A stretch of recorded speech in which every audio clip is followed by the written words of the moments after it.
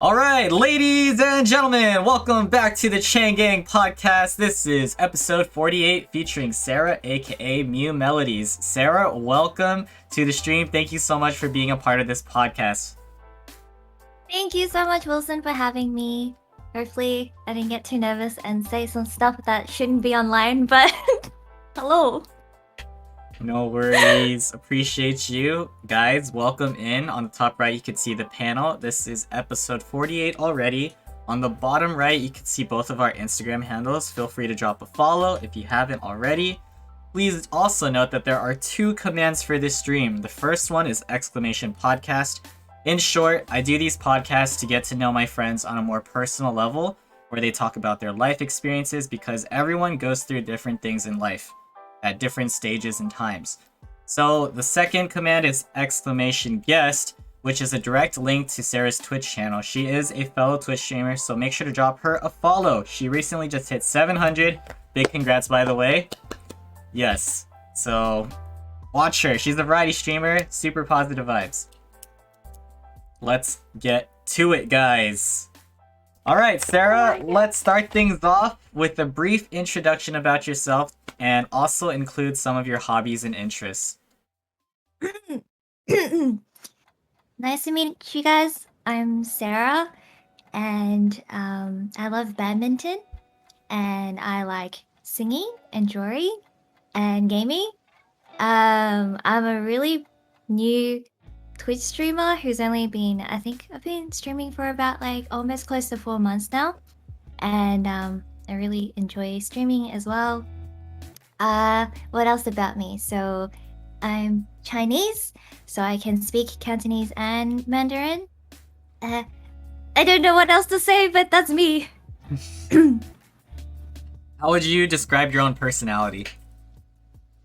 I'd say for the most part, I'm super outgoing and talkative, and I think I have a bubbly personality, and I really enjoy making friends. I think that's me. Love making friends. Alright. And would you consider yourself more of an introvert or an extrovert? I think I'll definitely be more extroverted if anything. Yeah, definitely, fully extrovert. Okay. So let's talk about your childhood, the very beginnings of your life. Give us an overview of what it was like just growing up, and I'll ask you specific questions based on what you say. Okay. Well, this is where it gets really deep. Okay. So, let me prepare myself. So, my parents were actually teen parents. They were both had me when they were really, really young, so under 18.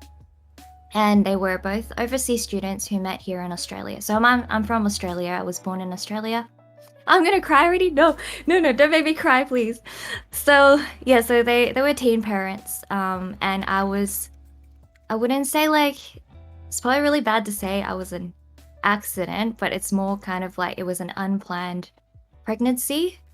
So they were too young to sort of like understand sort of like the responsibility of like looking after a child. So from a really young age, I think at the age of 3, my mom split with my dad. I never really knew the reason why they kind of split. Kind of just know that they split. And then pretty much what happened was my grandma was notified that I was kind of born like quite late. Like it wasn't like I was born and everyone knew about it. It was kind of like hidden for a while. And then when my grandma like knew about it, it was already kind of like at the verge of my parents like not being together anymore. So my mom sort of left when I was 3, and my dad and his family, so which is my grandparents, which is on my dad's side, kind of took over. And yeah, so I was looked after by my grandparents from kind of like the age of 3. My dad was kind of like on and off there for me, but not like like super there for me because I think he was just too young and he didn't really understand like how to look after a kid and stuff like that. Um, so I was just with grandma, but grandma couldn't stay here in Australia. I was born here, so I naturally had citizenship in Australia. But my grandma didn't have Australian citizenship, which meant she couldn't be here the whole time. So we had to figure out, oh, well, she had to figure out the solution of what to do with me. So she actually took me back to Hong Kong because she can't actually stay here in Australia for more than 3 months. So I guess as a kid, I traveled a lot, like back and forth between Hong Kong and Australia because um like she knew I would have a better education and a better life in Australia and like but at the same time she couldn't be here because she didn't have like the citizenship here. So I moved from Australia at the age of 3 to Hong Kong for about like I think 1 or 2 years, and then I moved back to Australia, and I was looked after by another relative of mine. But I had a really tough time like living with my relative. I don't really want to go too deep into that, but it just felt like it wasn't home, and I wasn't treated like a family member, but more so like someone just like an outsider. So I never really felt like I belonged. But because I was so young at the time, I was only like 5 or 6, I didn't really understand like what was happening with me. It just kind of was like, oh, this like doesn't feel right. And I was like sad and like crying, and I think my emotional like status wasn't like very good at the time, but I didn't know like the reason why. I was just like there. Um, and then my grandparents kind of saw that when they came to visit me in Australia, and they were like, she's kind of a bit like, she's acting really sad. And like, why is that the case? And they kind of like investigate into that. And then they were like, okay, maybe like we should just take her to Hong Kong because this like might be really bad for her long term. So they took me back to Hong Kong again. Um, and I think we lived there for another like 3 years at that point. And then we moved back to Australia because in the end they were like, hey, healthcare is better for you in Australia. Like, you probably might not be able to get into a uni if you stayed in Hong Kong because like the competition is really fierce. So we moved back to Australia just for a better future for me. So that's kind of like what my childhood was like. I was like never really in the same school for very long. Like I think the longest amount of time I was in like one school was like 3 years. So I kept moving. Like every time I was there for like either 2 years or 3 years, and then I'll move, and then like I'll have to make new friends and stuff like that. So that was kind of like how my childhood was like. But I'm super, super grateful to my grandparents because they've literally been parents like twice in their life. They looked after my parent, like not my parents, but my dad. And then now they're responsible for like looking after me when I was born. And they kind of like, I'd say like, didn't really have much of a choice. Yeah. Mhm. That's my childhood. So to be clear, when you moved back to Australia, I guess like the latest time for the healthcare reasons, where did you live, or who did you live with? Did your grandparents move with you, or what? Yeah, so my grandparents basically sacrificed like their home in Hong Kong. Mhm. So my grandpa at the time was working in mainland China. He had a really good job, very stable. Um, and my grandma was here, was in Hong Kong at the time, and I was living with my grandma in Hong Kong. So it was just me and my grandma alone in Hong Kong, and it was really hard for her to look after me alone. And then in the end, my grandpa decided to quit his job to look after me and my grandma, and they've made the decision to move to Australia for a better life for me. So it was just like I was so grateful for that, like, and I'll always be grateful for my grandparents because like they could have lived such a good life in China because my grandpa made it a pretty like he was pretty well off if he stayed in China, but because like Australian cost of living is like way more expensive than China, um it's like he basically gave up like a really nice life just to come here to be like to sort of have to like use up all his retirement funds but for me. So I'm really, really grateful for everything that they've done for me. Yeah, so ever since you've been with your grandparents. Yeah, so ever since I was, I guess, like 3, like when I was 3, I was there with them for like a year, and then I was with my relative for like a year, and then after the age of 6, I was with my grandparents from then on till now. Yeah. Okay. So to be clear, you don't have any siblings then? Um, I actually do, but I only found out like a few years ago that I have a step brother and a stepsister. Yeah, and we've rekindled. And it's a story that I'll probably tell as well, but it's a bit complex. So I rekindled with my mum like pretty late in my life. Like I was already an adult at that point. And yeah, it's a really crazy story how like I met my mom again. So I actually lost contact with her for since I was 3, Mhm. but I saw her again. Actually, coincidentally, because I like always had this like I know that she's in Australia because she had to pay for child support. If she wasn't in Australia, then she wouldn't have had to pay. So I Mhm. know she was in Australia, but that's all I knew about my mom. I had a few photos of my mom. Um, so that's like kind of the extent to how much I know about her. And my dad never talks about her. My grandparents don't really know anything about her. So, but I never had any resentment towards um, my mom or my dad because my grandparents have always told me that, hey, like, you know, your parents were like teenagers when they had you. Um, they probably don't know what was going on. So, like, you should never blame them for like any of this because they were just too young. So, like, I always had this thing in the back of my mind. I'm like, oh, will I ever find my mom? Like, will I ever like get to talk to her again? And like I would always have these dreams of like finding my mom again. And how I would like talk to her if I do see her. Um, and I actually saw her, um, like on, like just one day on the street. Like it sounds really crazy, and it's so hard to like even tell people this because like some people won't believe me, but it's literally what happened. I like saw her on the street, and she looked like the picture that I had since I was like 3.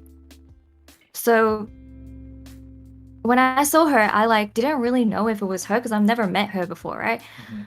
And I don't have any memory from when I was 3. So my grandma was next to me at that point, and my grandma has actually seen my mom before. And so I kind of like just asked her, and I do this all the time because I like literally would walk past anyone that's remotely looks like my mom, and I'd be like, "Is that my mom? Like, is that my mom? Is that my mom?" And she'd be like, "No, that's not your mom." And then I'd be like, "Oh, cool," you know. And then like this time when I was like, "Oh, is that my mom?" She kind of looks like my mom. And then my grandma was like, "Yeah, that's her." Uh, And I was like, like what? and I know, and like at that point, all the scenarios that have ever happened in my mind, like I was like, this is what I would say to my mom if I see her. Like, this is what I would say, and this is what I would do, and this is like what I would ask her. None of that happened. Like, I couldn't say anything. Like, I didn't know what to say. I don't know, like, what, like, my mind was just blank. I didn't know, like, what, like, how to face her. Like, just because like at that point, and I never had this thought beforehand, but when I saw her, I didn't know if I were to say, "Hey, are you my mom?" Is she gonna say like, "No, I'm not." Like she's not gonna admit that she's ever had like me. You know what I mean? Like I don't know. So I was really afraid that like, um, she would say she doesn't know who I am. And she doesn't want to admit who I am.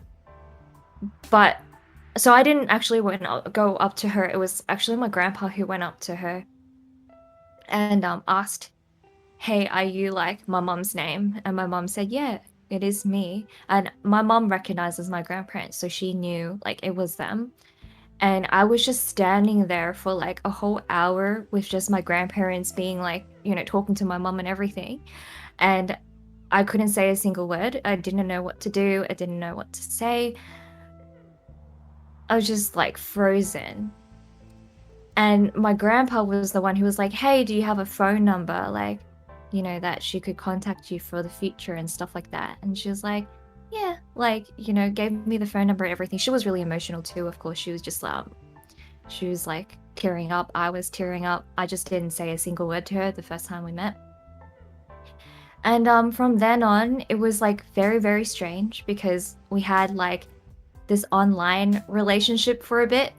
Like we talked on WhatsApp and we got to know each other like we were like friends. Like I never thought like I would have to, like, it's weird. Like it's like knowing your mom, like she is your friend. Like I have to, I don't know anything about her, so like we need to get to know each other. Like, oh, what's your favorite food, and like where have you, what have you done, like, and everything I would say about my life, like in terms of like, oh, I went to uni and like this is what I did, and I like these are my friends and like this is my grandparents and like I like don't have anything against you, and like having to explain all that to her was like very like interesting, I think. And she was very emotional because my mom, like, she always felt, I guess she did feel a bit like, oh, she wasn't there for me in my biggest moments, like, graduation and stuff like that. So it was like very slow progress of like getting to know each other, like as friends first, then eventually like a bit closer, and get to know what each other likes, what our family is like. And that's I think I didn't meet my siblings until like maybe 2 years into knowing my mum like a little bit closer. Then my mum sort of like told my siblings that I existed because they didn't know about me. But my siblings are really great. So they're really great people. My stepdad is a really nice person. And we now hang out like we're like a bunch of friends, kind of. So it's really cool how it all happened, I guess. Yeah. Mm-hmm. What's the age gap between you and your siblings? So my brother is in, I think he's in second year of uni now. I think like we might be about like, oh no, this is gonna dox my age. I can't tell you. But yes, he's in uni right now. My Okay, sister. yeah, that's fine. My sister's also in uni. This is gonna dox my age. Okay. Yeah. But they're like there's a bit of it. Now yes, they're Yeah. both. So my younger sister just turned 18. Mm-hmm. Yeah, and the craziest thing that I found out about my siblings was actually we went to the same. So me and my brother, who is the older one out of the two, we went to the same high school. Oh shoot. Okay. And we didn't even know. That's the crazy part. Like, I could have walked past my mum for all I knew, right? Like, and I didn't find out about this till like way, like, obviously when I rekindled my siblings, and I was like, oh, which high school did you guys go to?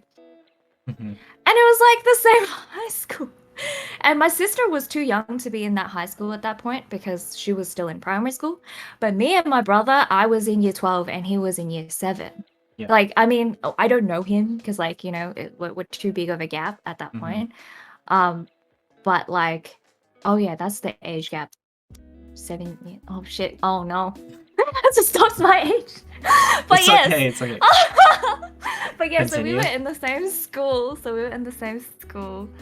Oh, yeah, it was really weird. And then, yeah, so like sometimes it just like plays in my mind. I'm like, oh, I could have walked past my mom, I could have walked past my brother, and I didn't even know about it in high school. But yeah, so that happened. But you reunited a few years ago. That means this whole time, your siblings didn't know about you. You kept it for that long. We both didn't know about each other. because I know, like I said, I knew nothing about mom Yeah. since 3, right? And my siblings didn't find out about me till like a few years back. Yeah. Yeah. So we kind of found out about each other like around the same time. I found out earlier than them, like maybe 2 years like earlier than them. Mm-hmm. But like they found out like almost around the same time as me. Yeah. But they're great. They're really wonderful, and they're like really respectful and very cute. And they got me a lot of so this rose, my brother got that for me. And that tiny chicken behind this big fat chicken, my sister got that for me. So they're like really like, you know, thoughtful and like super cute. Oh, and my sister got me this light thing at the bottom too for streaming. So Wow. they're so cute. They're super cute. Hmm. Okay, so you mentioned pretty much your relationship with your mom was like you didn't know her back then, but now you're more like friends. So what was your relationship like with your dad and your grandparents before versus now? Um, so me and my dad's relationship, he's like a bro to me. That sounds really funny, but Yeah. like, so he's only 20 years older than me, right? So like he's not really 20 years, like, yeah, so 20 years older than me. He was really young when he had me. My mom was a teen. He was like 19, 20 at the time. So like he's like a really young dad, right? And he like when my grandparents took over looking after me, he I guess wasn't around like all that much, but like now he's around a lot cuz like everything's settled and he's gotten over like everything. Um but like he's kind of like a bro. Like, you know, he'll play games with me, like he'd play Mario Party with me, and he'll like, you know, he'll be the one to sort of like if my grandparents are being too like strict with me, which they are. My grandparents are super strict with everything with me because of what happened with my dad, right? He had me when he was really young, so they didn't want me to like have kids when I'm really young. So like they're super strict with me with everything, like, you know, the no boyfriend, the ex, you know, no anything, pretty much stay home all day every day type of thing. um so yeah, my dad was like a bro to me because he never really disciplines me, and he's not really the one to like shelter me, I guess. So my grandparents are like kind of my parents in my mind. But when I was really young, I used to ask my grandma this question like all the time, because like I didn't have a mom, right? Like at the time, like I did have a mom, but like, you know, she's not around, right? So I'd always be like, hey grandma, like, can I please just call you mom? Because everyone else has a mom, and like I don't have a mom. So like, can I just call you like mom? And she'd be like, no, you can't call me mom because like I'm your grandma. Oh my god, oh my god. What do you mean I didn't wanna get it? We're not supposed to tear up in the stream. But yeah, Okay, take your time. yeah, so I couldn't call her mom because she'd always like remind me like I have my own mom. It's just like I'm not your mom, but like I'm your grandma, and like you need to know that I'm grandma. Hmm. Um, but yeah, like like I just really wanted like a mom, but she's been there like she is a mom. It's just that I just couldn't call her mom. That was it. But like she was exactly like how a mom would be, and like grandpa was exactly like how a dad would be. And if anything, I feel like they gave me more love than like any parents could. And like that's why I respect them so much. And I like and people always ask me like how come you can't like move out of your house, right? Cuz like they're like, "Oh, you know, you should move out and stuff like that." And I'm like, "No, I'm not moving out because my grandparents are getting really old now, and like they're it's kind of like the tables have turned to the point where like I'm the one now to like look after them, and they now depend on me because they don't speak English, and being in Australia and not being able to speak English is like really difficult. um and I'm kind of like always there for them, like look after them like emotionally and like in other aspects as well. So I don't think like in my mind, I don't think I'll ever move out, or like even if I get a bigger house or whatever, like they'll move in with me. So yeah. Yeah, that's beautiful.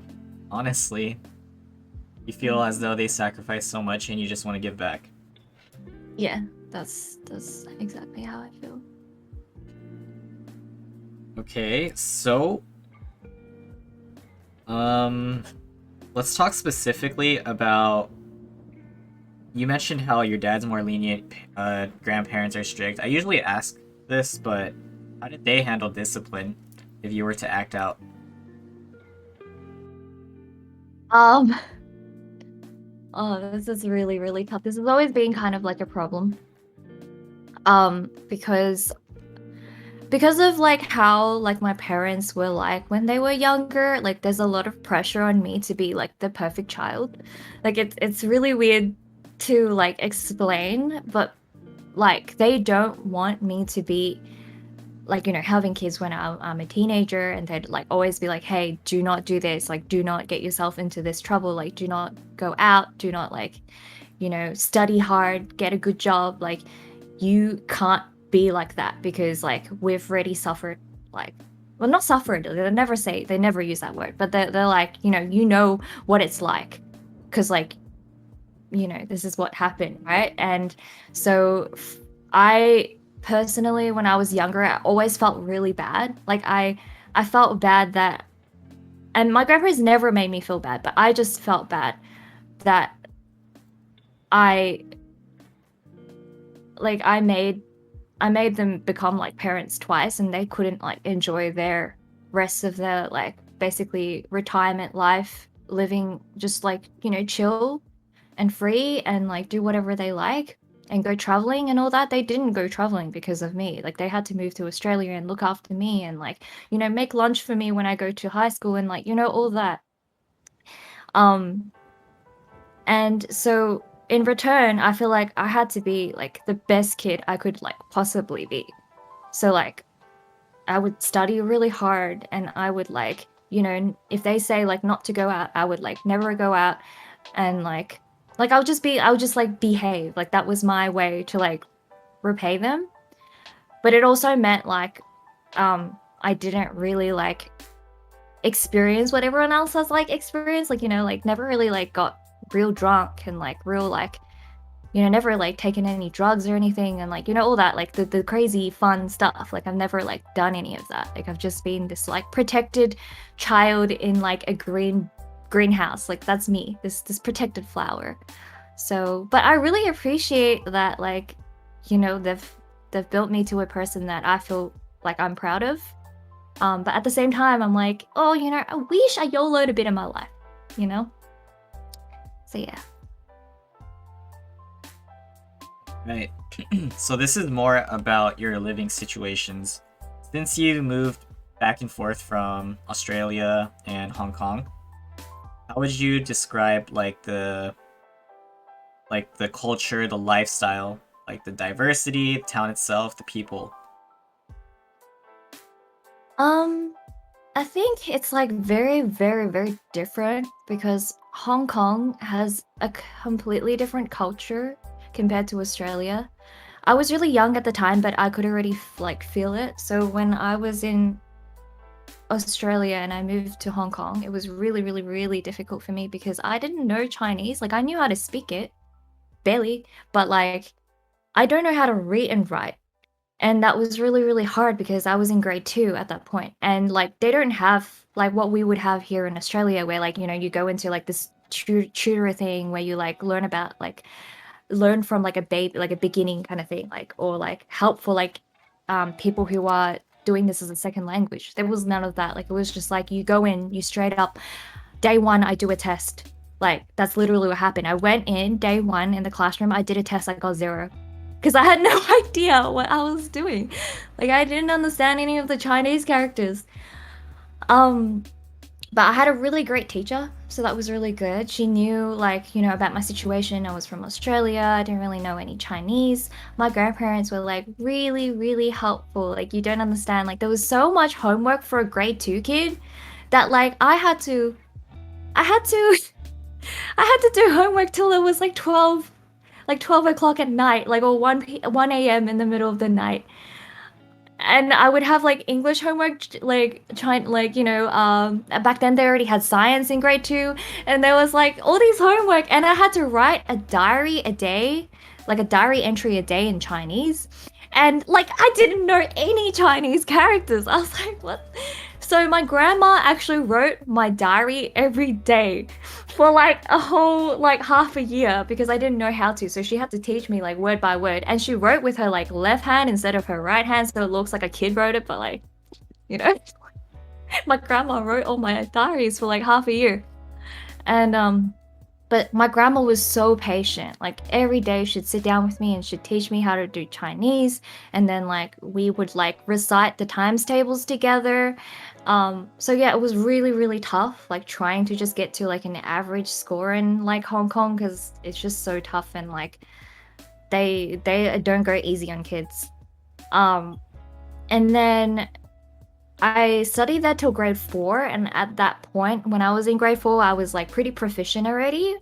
Um, and I was like, I had a lot of friends and it was really great. I was having a great time. But my grandparents are like, yo, we're gonna move to Australia now. And I have no idea why we're moving because I was really young at that point. But later on they told me it's for my own benefit and I know exactly what they're talking about now. Because in Hong Kong, it's super competitive. There's only like two universities that are like really good. And like to get in, you gotta be like I don't know, like A plus plus plus student. And they didn't tell me that I was dumb, but like they were like, you probably not like A plus plus plus, you know what I mean? So they're like, all right, let's move you to Australia. Like you're gonna have a better life, healthcare, citizenship, all that stuff. So they moved me over to Australia. And oh my god, it was a struggle again because my English was trash. And people would laugh at me because, like, you have this Chinese accent. You're like, kind of like, the nerdy kid that looks like I had glasses as well. So I was like the one that didn't look cute and like Chinese accent. Um, my English was bad, and people laugh at you when your English is bad. And like kids, they don't know better, right? So it was really tough, like trying to get your English up to scratch. And it was the same thing again. If you don't know your English, how are you gonna know other subjects, right? Like you don't know your math question because like unless it's pure math, my math was good, but like if it was like in an English sentence, it would be trash because I don't know anything in English yet. And then so I got through it all, and I think things got better when I hit like year seven or something onwards. Like high school was like a completely different like life. So high school was really great. I made a lot of friends and things were like starting to get back to normal. So yeah, it was just tough, like changing changing friends, changing like a completely different country location. So yeah, that's kind of my experience with like moving everywhere. Mhm.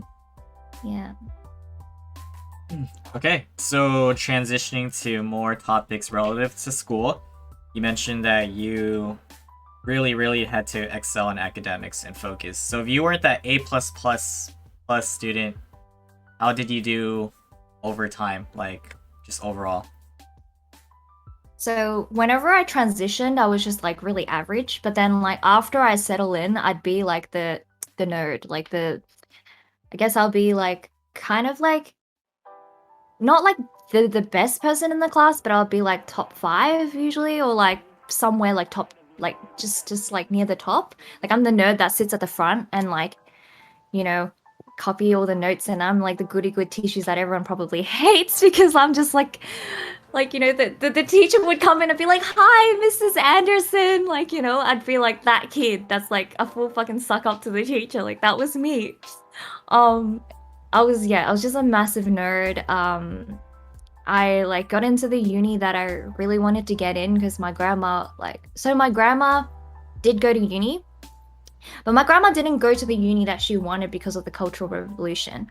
So like I don't know if you know too much about the revolution, but um depending on like your family status or whatever, it's hard to explain. I'm not going to go deep into that, but she didn't get to go to the uni she wanted to go to, which was one of the best unis in China. So her hope for me was to get into this uni in Australia that's really good, and I fulfilled her wish is what happened.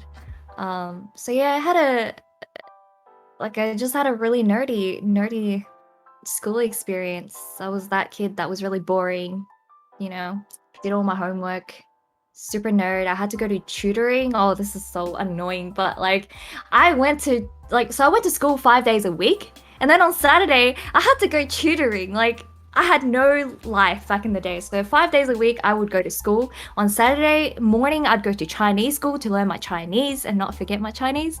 And then in the afternoon I'd go English and maths tutoring because got to get my math and English up. And then on Sunday I'd be working at a Chinese restaurant. So I had no like social life. It was just like work, school, study. Me. Yeah.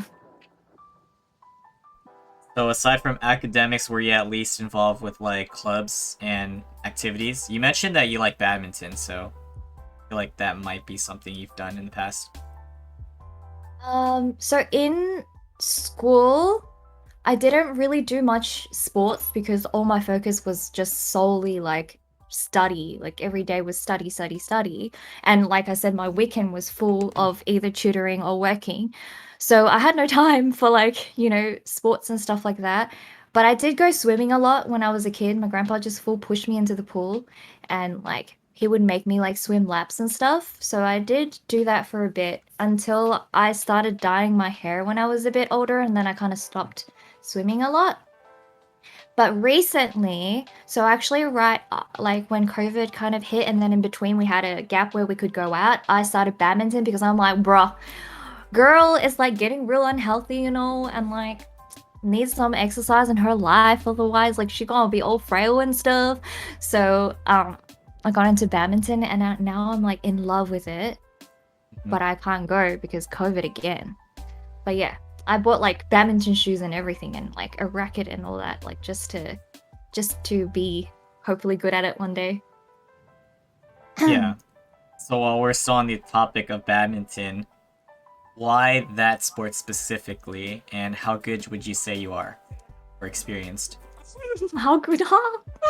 um, so badminton because like one day I was just playing badminton with like my friends and stuff like that. And then like one of my friends was like, yo, like you guys should join this badminton like social thing that we do every weekend. It's like every Tuesday, no, every Monday and Thursday. So then I went for that one time. I was full intimidated because like that badminton session was like pros. Like everyone's like smashing everywhere and like it's just crazy. And I'm just this girl that's like missing my shots and like, oh, like can't even reach for the shuttlecock, can't like, I'm like really bad. Like I was day one badminton because I didn't really do sports like I say in high school. I was kind of shitty. And then as I like joined the club and everyone's like, I mean, joined the socials, everyone's really friendly and everyone's like teaching me like how to like smash and like I still don't know how to smash, but like how to like receive my shots and like footwork and stuff like that. So I've been like slowly getting better, but definitely not pro. Just like beginner level is what I'm at with badminton. So yeah. Got it. What's your favorite thing to do in badminton? Favorite thing? What do you mean? Like doubles? Yeah, I like playing doubles. Like we all just play doubles when we're going to the social. And we just like keep rotating. Hmm. Favorite thing to lose? What the heck? No. Like To win, obviously. I misspoke. Like play style. Like, well, what's your Oh, play play style? style. I love like lobbing. Like I don't Oh, know. okay. Is that how what you guys say? Is that the same Is term you guys use? Do you know like lob?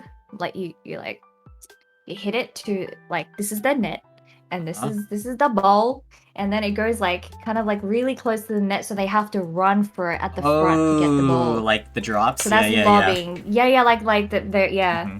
And then like they always don't get it because they're lazy and shit. So like I get my point. So yeah. Hmm. Yeah. That's my favorite style. All right, back to the school topics. So, I know you were heavy on academics. What would you say your stereotype was then? Like, people saw you, you were known as. Oh, massive nerd. That's what I unfortunately. But yeah, I'm just like the nerd crew that's always like figuring math questions like solutions during lunch breaks and stuff, and like, you know, it's so bad. And all we would talk about is just like the subject and like the homework we have to get done. So yeah, very nerdy. Mm-hmm. Okay, and have you ever found yourself in a situation where you were being bullied? Or maybe have done the bullying? I'm very, very fortunate that there is no severe bullying ever Mhm. done to me. Haven't bullied anyone because I was too busy studying.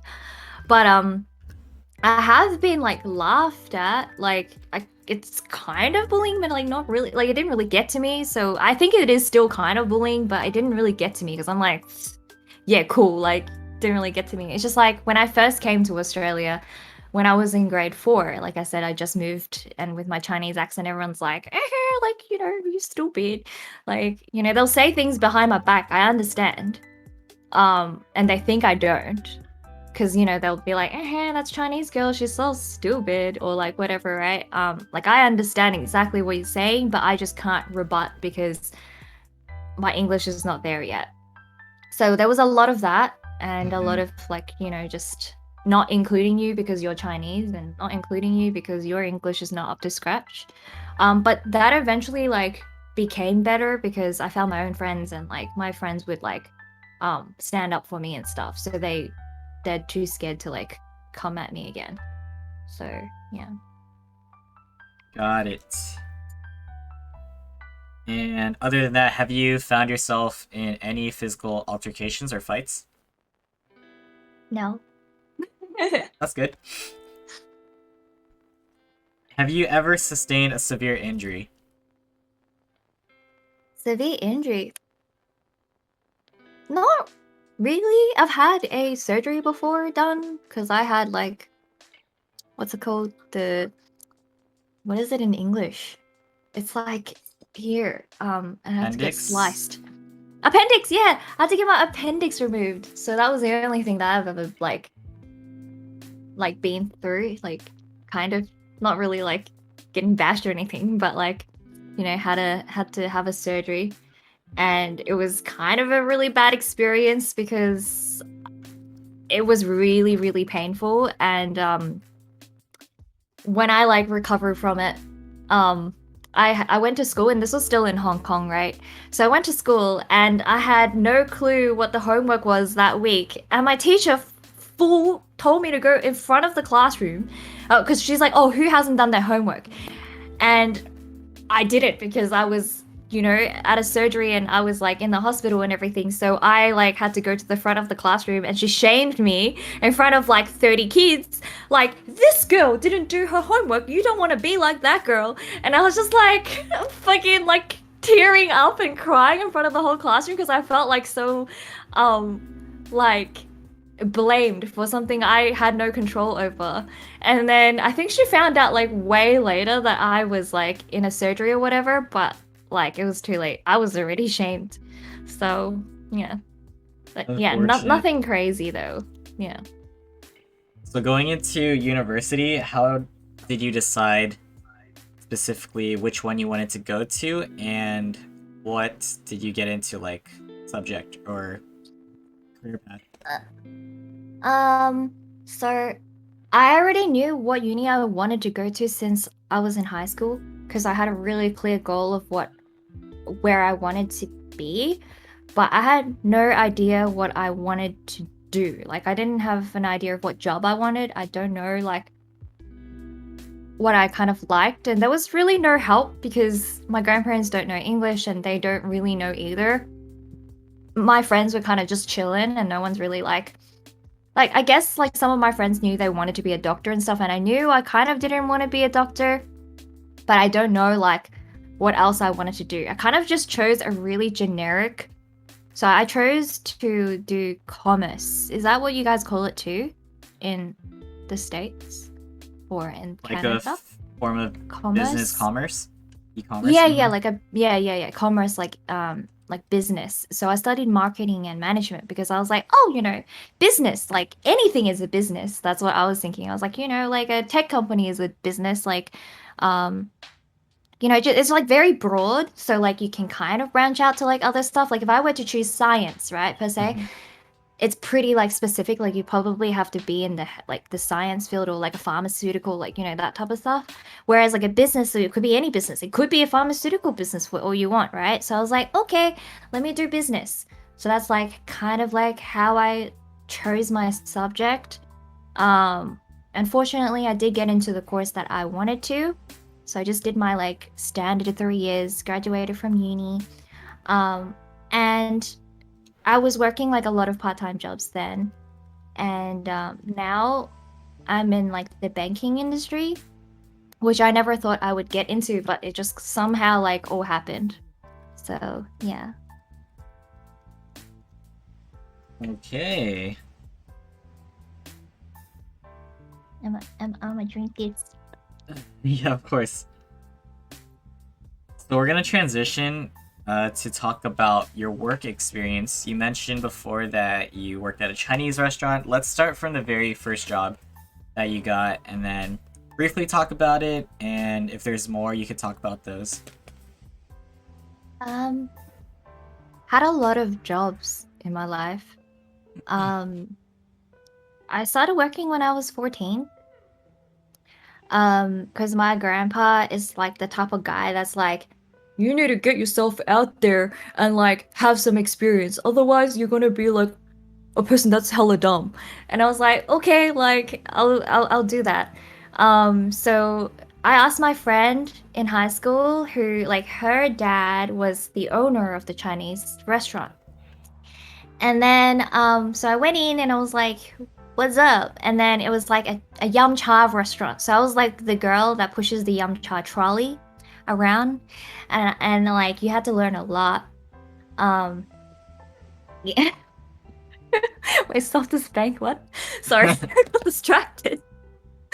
But anyway, so I was the girl that pushes the trolley around and I'm like, do you want the ha gao siu mai? And like, and like it's more than you think, and I just like go around and like do all that. I have to remember a lot of stuff. Like you have to remember if it was a small, medium, or big dish because you have to circle it on the paper. And then you have to remember all the names of the dim sims, all of them, like all of the dim sims in Cantonese, Mandarin, and English, just in case any of them ask you like what size it is or what dish you have and stuff like that in your trolley. So I was just like pushing my trolley around, and the trolley's heavy as heck, by the way. And I was pushing the trolley around, and I was super nervous like on my first day because I was like, hey, I'm so scared, like they're gonna judge me if I say the wrong dish because I don't know my dishes like well yet. And but then someone told me that like no one cares about you. Like no one cares about you, Sarah. They care about the food. So just give them the food that they want, and that's all you gotta do. Like if you say it wrong, it's like you say it wrong. Like you just correct yourself later. Like they're not gonna remember ever, like ever that you said the name of the hagao wrong or something. So I really enjoyed my time there. My boss was really nice. I literally at one time, I don't think it's my fault, but the whole trolley fell with all the dim sims on the floor. I don't think it's my fault. It just fell, right? Mhm. And then it made a really loud noise, like in the whole entire restaurant, and everybody was looking at me, and I was like, oh, and I was horrified. My eyes was like I was gonna cry, and like the boss was looking at me, like all the bosses are there, and the bosses are looking at me, everyone was looking at me, and it was so loud because the trolley is metal. So it made the sound that sounded like it was like a storm. And like all the food was on the floor, like all this hagao and like the rice and everything was on the floor, and I didn't know what to do. I was just like frozen. And then like no one even blamed me for any of this. Like everyone was just like trying to help get all the freaking dim sims back into like this big bucket and just get it out of the way. And like they pulled the trolley back up, and like they comforted me. And they were like, oh, it's okay, girl. Like it's all good. And I was just like, oh, this is like legit like one of the best jobs because like they wouldn't blame you like if you made a mistake or something like that, you know what I mean? So it was really nice because it was my friend's dad as well. So, and then I upgraded to a nighttime bartender in that same Chinese restaurant when I could work more. Was underage, but I learned how to make some cocktails and learned how to make like latte art and stuff like that. So that was really fun. And then I moved on from that job to a clothing store, and it was a really chill job. I just like had to sell like dresses and stuff to like party girls. And I left because the manager was kind of really mean. Like I don't know how to explain why she was mean, but she was very the reason why I left was because she kind of talked bad about my family, and it was nothing to do with my work. And it was just like really random for me. She was just like the last thing she said to me, and like that was the day I left the job, because she was like, "Oh, you just can't take criticism because your parents are separated." And I was like, "What?" Okay. I'm like, you can tell me I can't take criticism. You can tell me straight up, like, you know, hey, like, you know, you need to start taking some criticism or whatever. And I was like, what? Like, you can tell me, but you don't bring my family into, like, any of this. And I just left because I was like,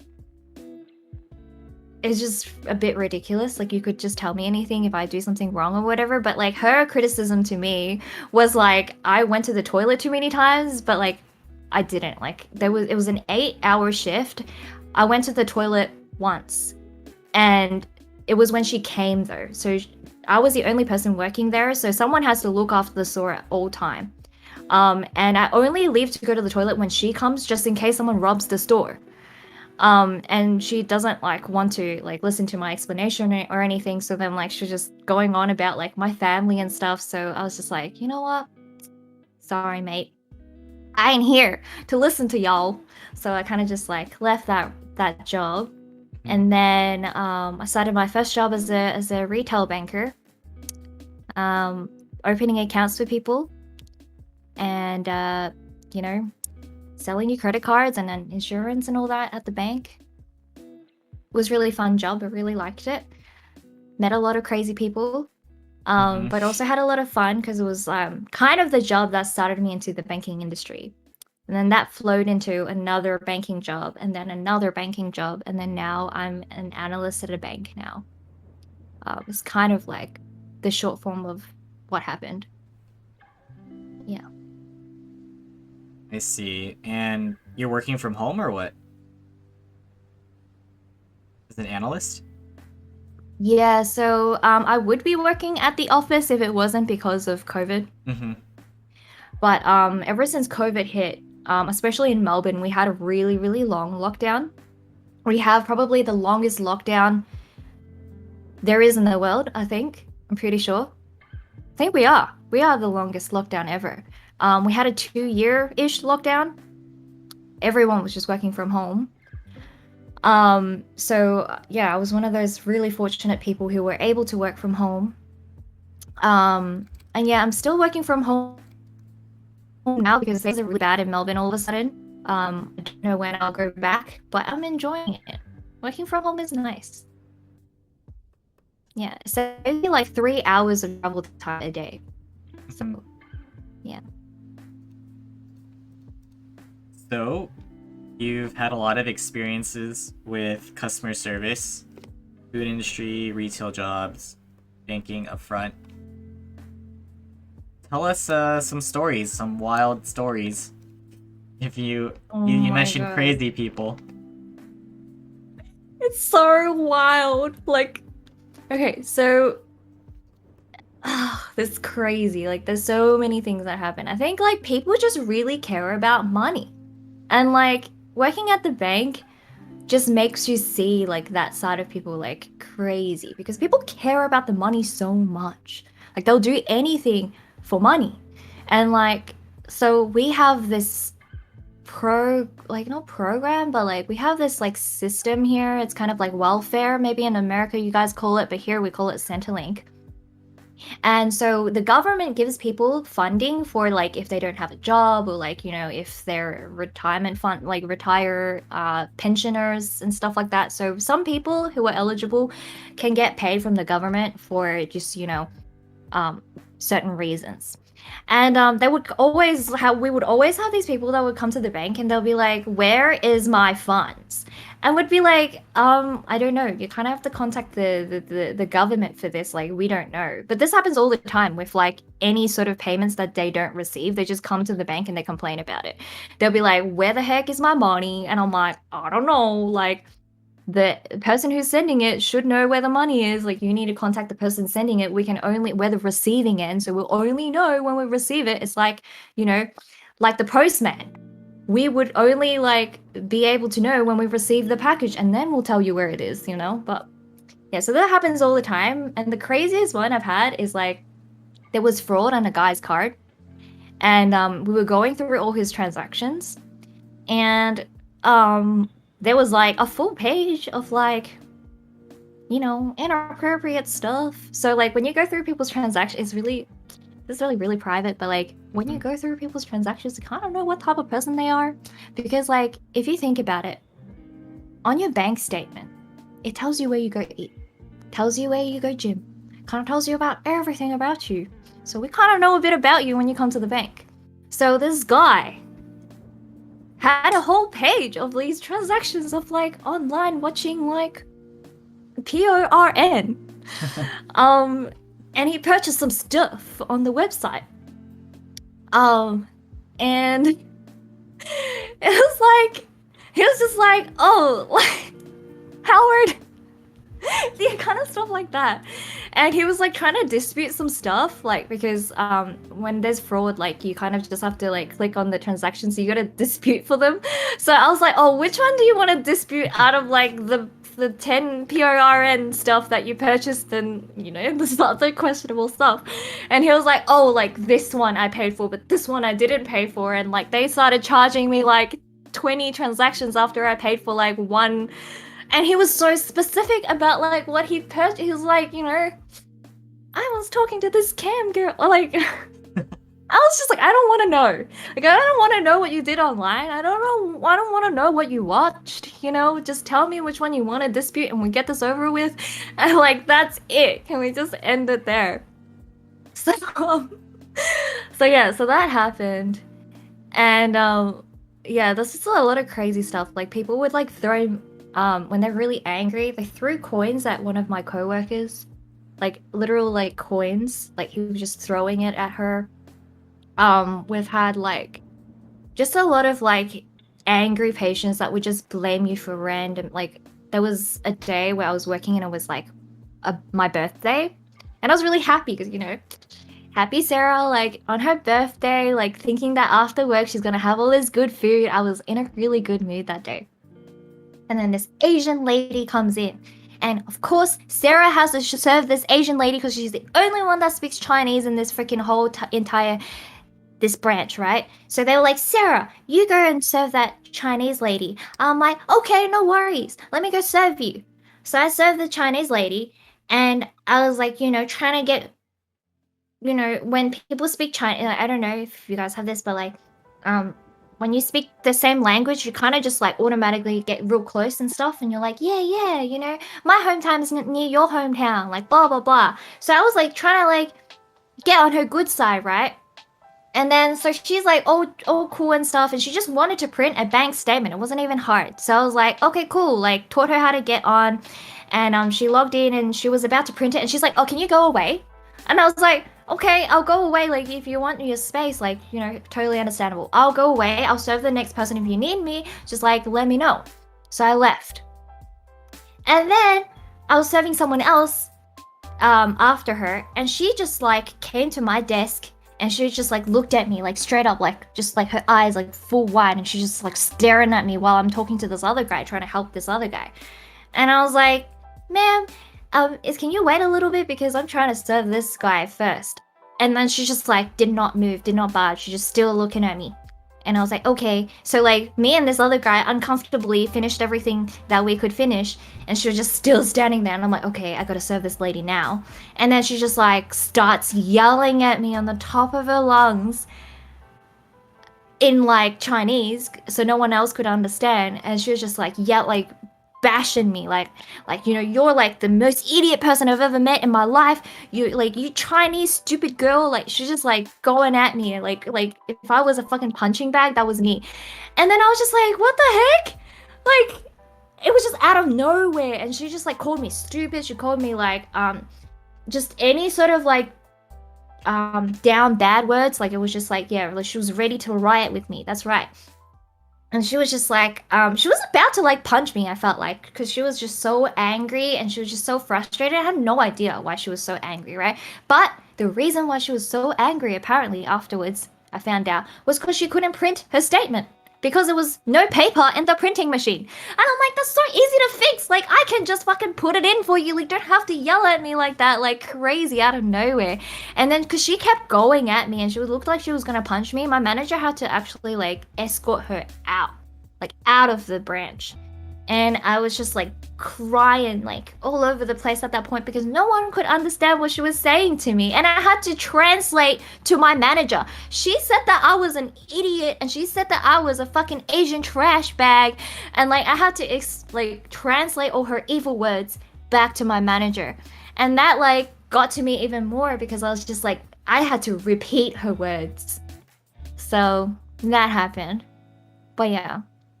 Those are the ones I can remember. There's probably more, but yeah. Yeah, the security escorted her out. So I was safe. I was alright. But I just didn't know why she just like out of nowhere started like, going crazy. Printer But paper. man, I tell you, yeah, there's some crazy Chinese people out there. I'm Chinese, so I can say that. Yeah. Wow. Okay, with that being said, do you have any more to say about your work experiences or any other stories, school or work related?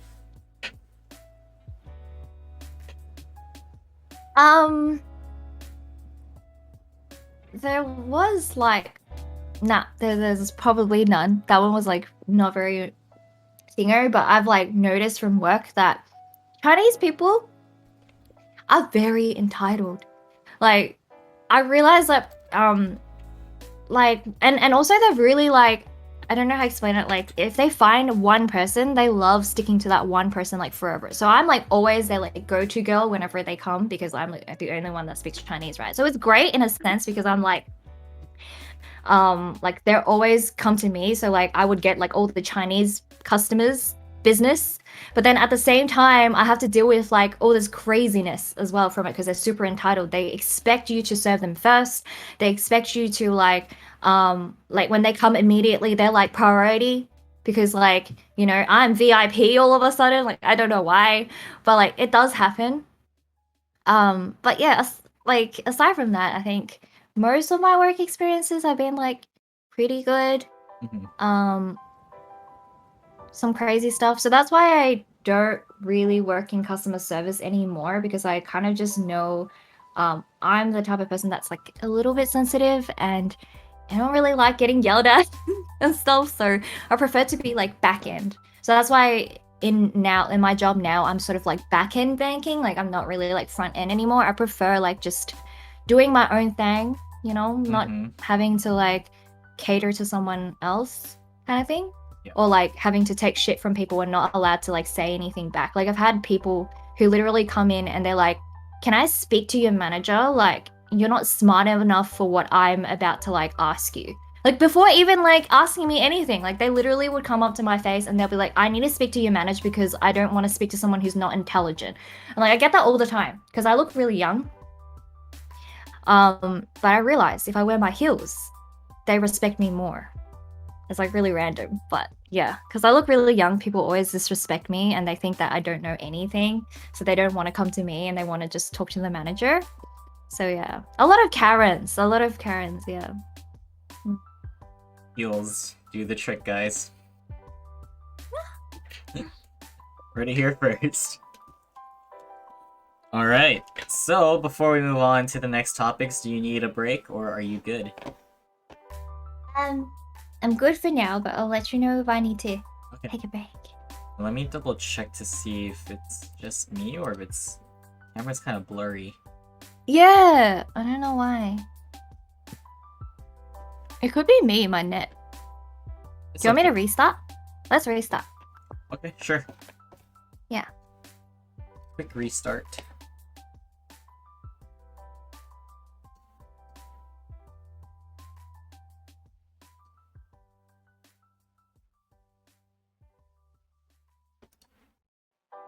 Oh, looks better.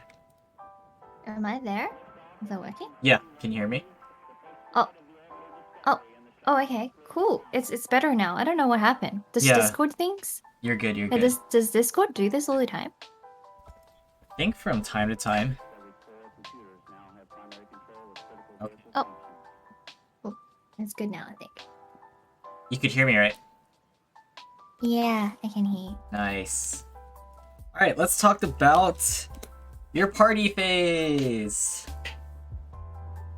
I've never had a party phase! I did a tiny bit, but it was like... What questions do you have? Okay, I have, like, so... Yeah, let's talk about your introduction to your so-called party phase, or even, like, clubs, raves, if you've been to all that, concerts, whatever. I've never been to a rave, Mm-hmm. but I've been to the clubs. So my grandparents are hella strict, like I said before, so I've never like done anything.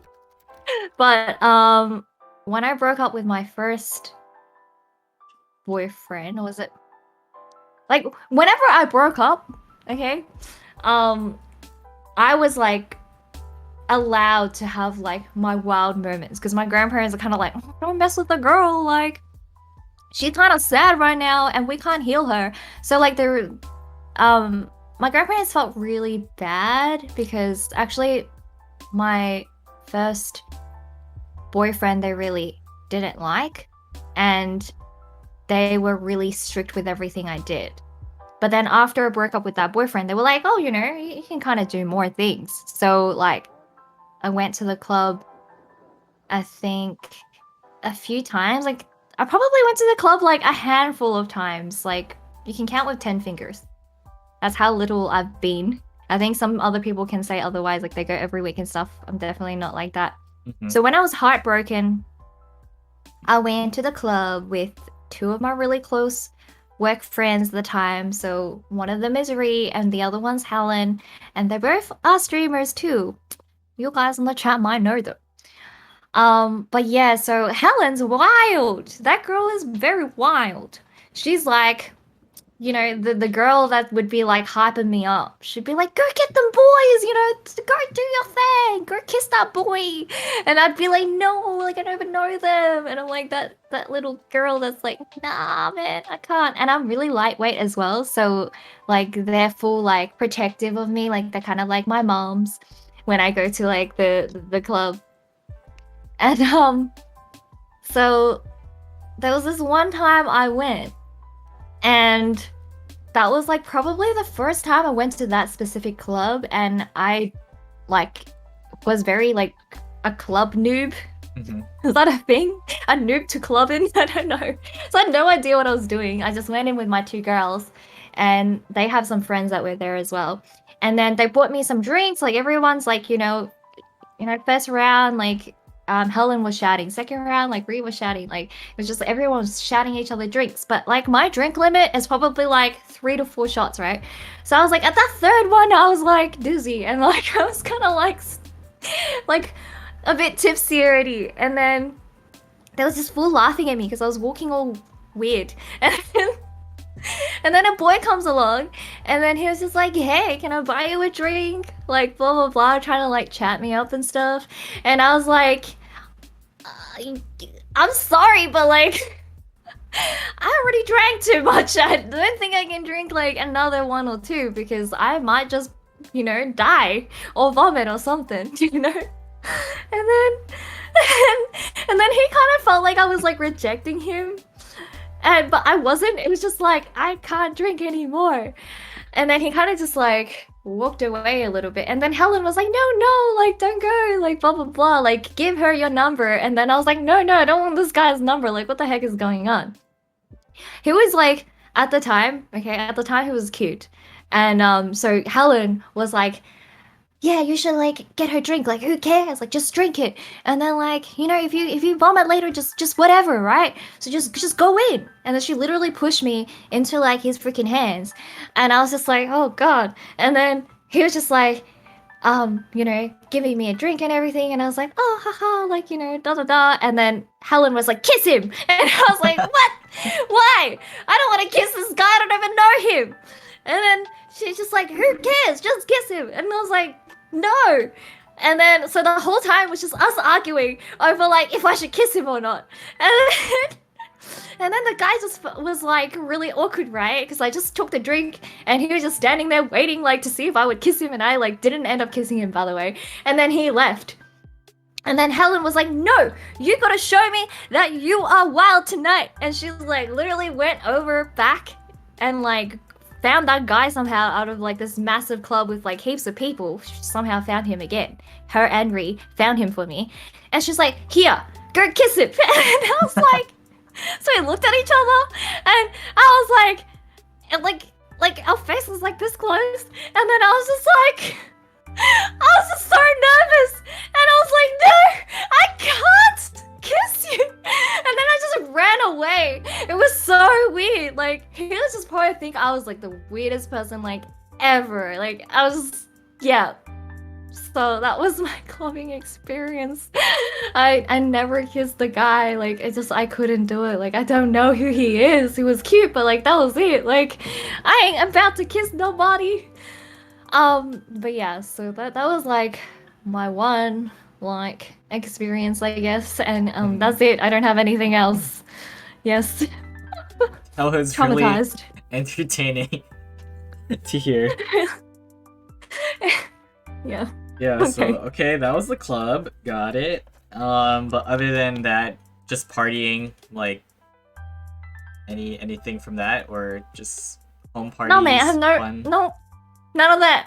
Like, None of that. I've seen like I've like been to a couple like home parties, but like I was never the wild one. I'm always like the one that's sitting on the couch, like just chilling, you know, just talking to people. And like I've seen a guy full pass out.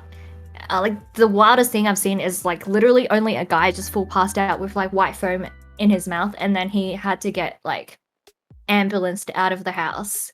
So that was scary. And we thought he was gonna die, and everyone was panicking at the house. But that was like kind of it. And I don't really know the guy because it was like a house party with like heaps of people that we don't really know. So I was like, oh my god, that's so scary. Like, what happened to him? And people were like, oh, he's like on drugs and stuff. I'm like, that's what drugs do to you? Because like I've never had drugs before, right? So I don't know what was going on. And then I was a little bit traumatized because his face looked really scary. And yeah, apparently the ambulance bill was like crazy. Like he had to pay 5K afterwards, and his parents found out like that, you know, he was doing all of this crap, and yeah, he got into some trouble, we heard, but I don't really know him, so that's that. And that's all I have for parties. I have no experience. Okay, are you open to going to a rave in the future? I think yes, after like COVID is over and everything, not open to taking drugs and stuff, but like I'm open to like going for the music, you know? Alright, so talking about drinks, what was your first experience with alcohol? What's the story behind it? I think my grandpa was having some plum wine, and he was like, you have to try this because I made it, and he just shoved it in my mouth, and I was like, this tastes like shit, and I spat it out. That was probably like the first time I've had alcohol. But and I was probably like, I don't know, 16 or something. And then I think the only time I've ever had like a lot of alcohol was at a house party. And that was the same party that guy like passed out. I think I had like 8 shots of like vodka or something that day, and I had no idea what my limit was because I was really young. I think I was like, I just hit 18 maybe. So I was like really, really young. I don't know how much I could drink. And you know, when you're drinking, you don't feel the hit until like later. Like, Yes. you know what I mean? Like, so I had 8 shots just like, because everyone's like, yeah. And everyone's like hyping each other up. And I was like, yeah. And then so I just freaking full had like 8 shots. And now I know my limit's probably about 3 or 4. But at the time, I didn't know. So I just kept going. And I was like, yeah, I'm a tank. I can take that much. So I just had 8 shots of that, and then I was so gone that night. I was so gone. Like I was lying, like it was bad. I was in the car, driven back home, was with my ex at the time, and he was just like, oh, I was disgusting. It was so gross. There was a plastic bag, and it's just naughty. And like, stuff on the outside of the lawn, like just that Yeah. don't really want to see. It was just everywhere in the house. And then just like I just kept going. It just kept going. The whole night was just the whole time.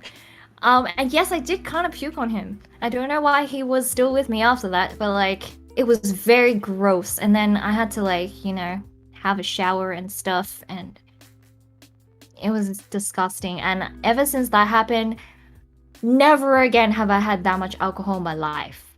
Like, it was just, no, I do not want to feel that way ever again. So, yeah. Okay, so other than that time, how would you describe your type of drunk? I never get myself to the type of drunk where I would puke again. Like, I hate the feeling of puking, right? Mm-hmm. Like, I think normally, now I know my limit is like only 3 or 4 shots max, and like a soju bottle probably like only this much or something, maybe not even, maybe this much, I don't know, very little. So I'm like, all my friends are always like, oh, like she's so cool to hang out with because she gets drunk real fast, like, and then they don't have to spend money on me. So I was just like, give me like 2 shots and I'm like good for the night. So like usually I'd just be tipsy, and I'm the type of drunk that's like happy stupid drunk. So I'd say like really stupid shit. I've like yeah, I've said some pretty stupid shit, and like there's videos of it and stuff, but like we don't talk about those. And then aside from being the stupid drunk, I become like a sad drunk if like something like happens in my life, like if I was like going through a breakup, because that's normally when I drink, right? So like I would be happy at the start because I'd be like, yeah, and then I'd be like, no one loves me, like everybody hates me, like I'm never gonna find a man. Like that was like, like that happens when I get to the sad drunk, and then I sleep. I become a Snorlax for the rest of the night. That's what happens. So yeah. Nice. Okay, and based on your experience of drinking, what is your favorite drink and least favorite in terms of alcohol? I like drinking cocktails because they're like, you can drink a lot of cocktails without getting drunk real quick. I like drinking sunrise, like tequila sunrise, gin and tonic, and stuff like that. Those are like my go-tos. Gin and tonic's so good because like you can just keep having gin and tonics. I hate having like straight up, like just straight up alcohol. Like vodka's probably really tough. Like I'll still drink it, but it's like or it's burns, like burns, and like that. There's this other one, the one with the 3 and it's brown. I don't know what it's called. It's like, do you know what it's called? Like it's brown. It's mixed with like 3 stuff in it. It's like coffee-ish. Do you know? I don't from the top of my head. Oh, it's like this really disgusting brown one that's got coffee in it. I don't know what it's called, but like it's mixed with like 3 things. That one's disgusting. Don't ever have it. Jaeger? Is it called Like that? Jaeger I don't bombs know. or what? Yeah, Jaeger bombs. That thing. I hate that. So yeah, I hate when it burns you. Like, not a good feeling, I reckon. So, yeah. Gotcha. Alright, let's talk about some of your interests. Talking about movies, anime, shows, all that sort. Let's get your top 5 for each category. Wait, where do we start from? Whichever. Anime? Let's start Yeah, from sure. anime? Anime. Attack on Titan! Eren, yeah. Yep, actually. Attack on Titan is like what I really, really like. Uh-huh. I actually started really late because my friend literally told me when like the third season is like out, like full out and everything. So I didn't follow from like literally day one. Like I kind of binge watch everything, and everything came out like really fast after that. I heard like the people who watched like the first and second, they had to wait for ages till the third one come out, but I didn't have to wait for ages, so it was like very clear in my mind. Mm-hmm. Death Note I really liked. I also watched that really late. Um, what else? I'm watching Jujutsu Kaisen at the moment. It's pretty good at the moment, but I've only seen 2 episodes. Um, what else do I like? There's a lot. I watched a lot of like the superpower magic girls like back in the day. So I really liked those when I was younger. But now I like all the psychological effed up shit. Like, Like, like what's that one? Like the one where like what's it called? Promise Neverland, where it's like really innocent at the start, and it goes like real dark. Like it's like full straight up like evil shit, you know? Like mm-hmm. I like things that are like it has like a really crazy twist. So I like that. So those are like my top animes, I think. I think that I can think of right now. There's probably more, but yeah.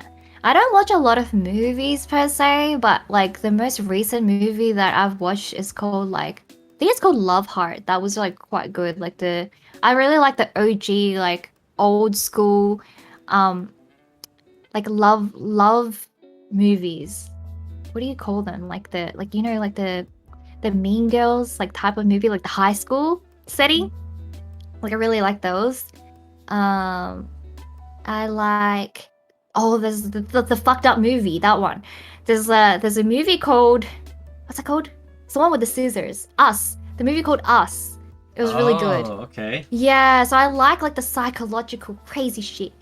And then there's like this other like Parasite. Like I really liked how like they Parasite. have really crazy turns. Like I love those. I hate horror movies, so I don't really watch any of them. But yeah, I really like those type of movies. But I still am yet to hunt for some because it's kind of hard to find like masterpieces, you know, things that would really blow my mind nowadays. So yeah.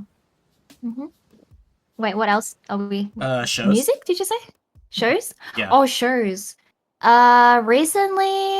Recently I watched the Infernal, like the singles Infernals. I really like dating shows, like watching like reality TV dating shows. So Mm-hmm. like I didn't watch Terrace House, but I watched Love Signal, like the Chinese one. And then I like what other shows are there? I like a lot of like Chinese TV shows I watch. Like Rex says she likes TVB. I also like TVB. Rec, if you're still here. Yes, I really like TVB shows and like mainland China shows, and I mainly like the olden day ones where like the concubine shit and they like fight for the king. Like that one I like, and then um I like the school setting ones. Like, have you seen the Korean drama School 2016? I think it was. Like, I like the I school setting haven't. ones. But Uh, continue. yeah, and Boys Over Flowers. You know that one for sure, right? Yeah, Okay, good. definitely. So like Boys Over Flowers in like Taiwanese and Korean, like I love that. Like that type of like show I really like all the school drama. I really like them.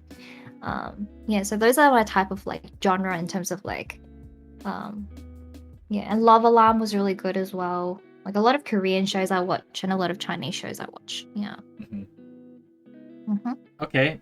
So, what is your current favorite song and favorite artist? It's so hard to pick like a favorite song because I love music so much. Like it's so hard to pick one, but I'll give you a genre that I really like. I really like R&B, and I really like acoustic, like um sort of like, you know, acoustic slash. So I really like Stevie Hong is like one of my all-time favorites.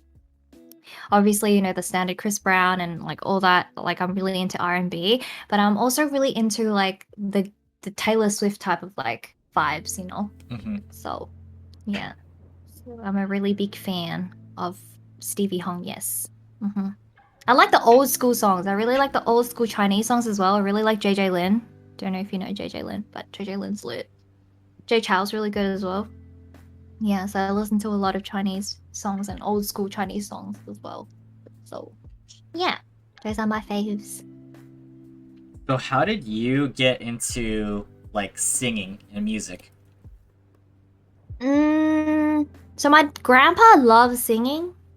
And he legit pushes me to do everything. Like when I was really young, he'd like push me on the like he will like in front of all my relatives. He'd be like, "Yeah, Sarah can sing this song. Make her sing this song in front of the whole crowd." And like it was so fucking scary. I hate it so much.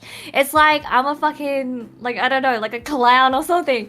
And like he'll put me fucking at the front of the room and she's like, "Sarah, sing." And I like had to sing in front of like all my relatives and like all the kids are like watching me, and I'm just like, oh, scary. But like, that's how I kind of like he will like teach me how to sing songs, and I'll like sing it, and I have to perform it in front of like the whole family.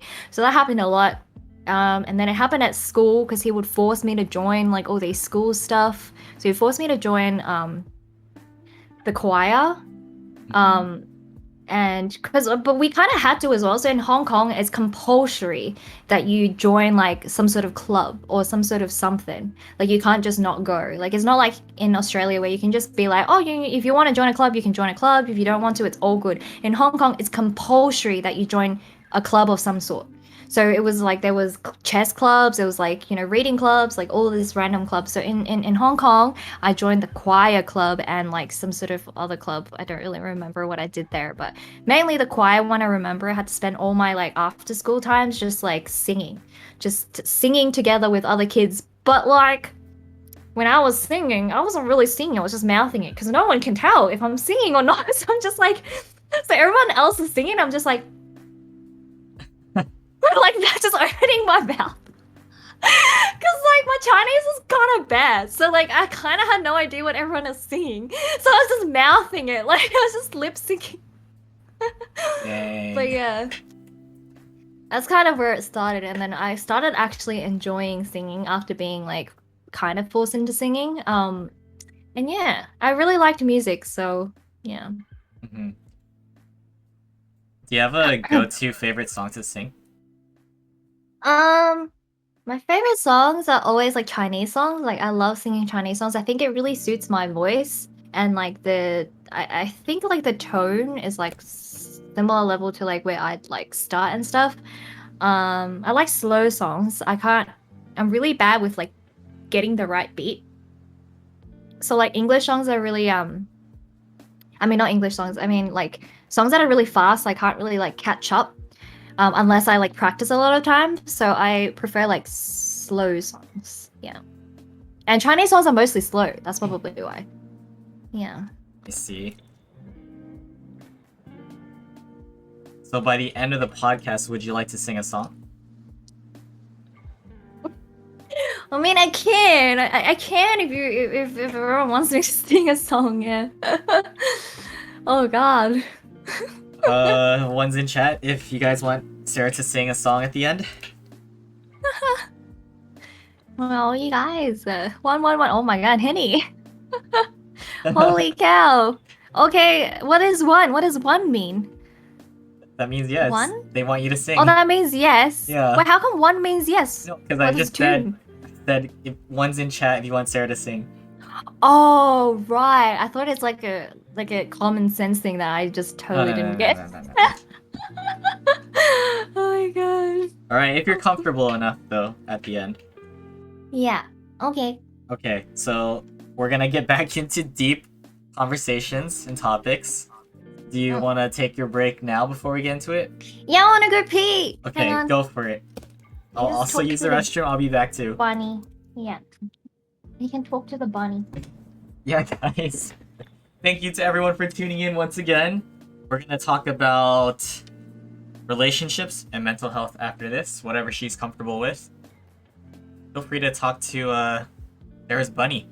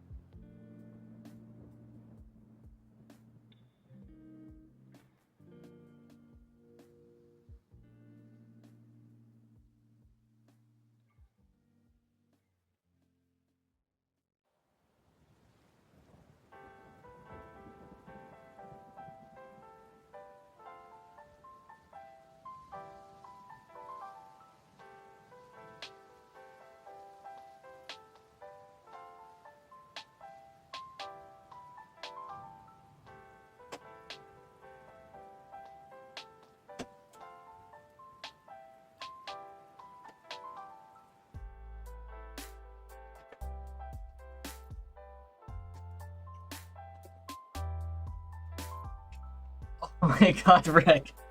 Leona, I swear, every time you see my leg. No way.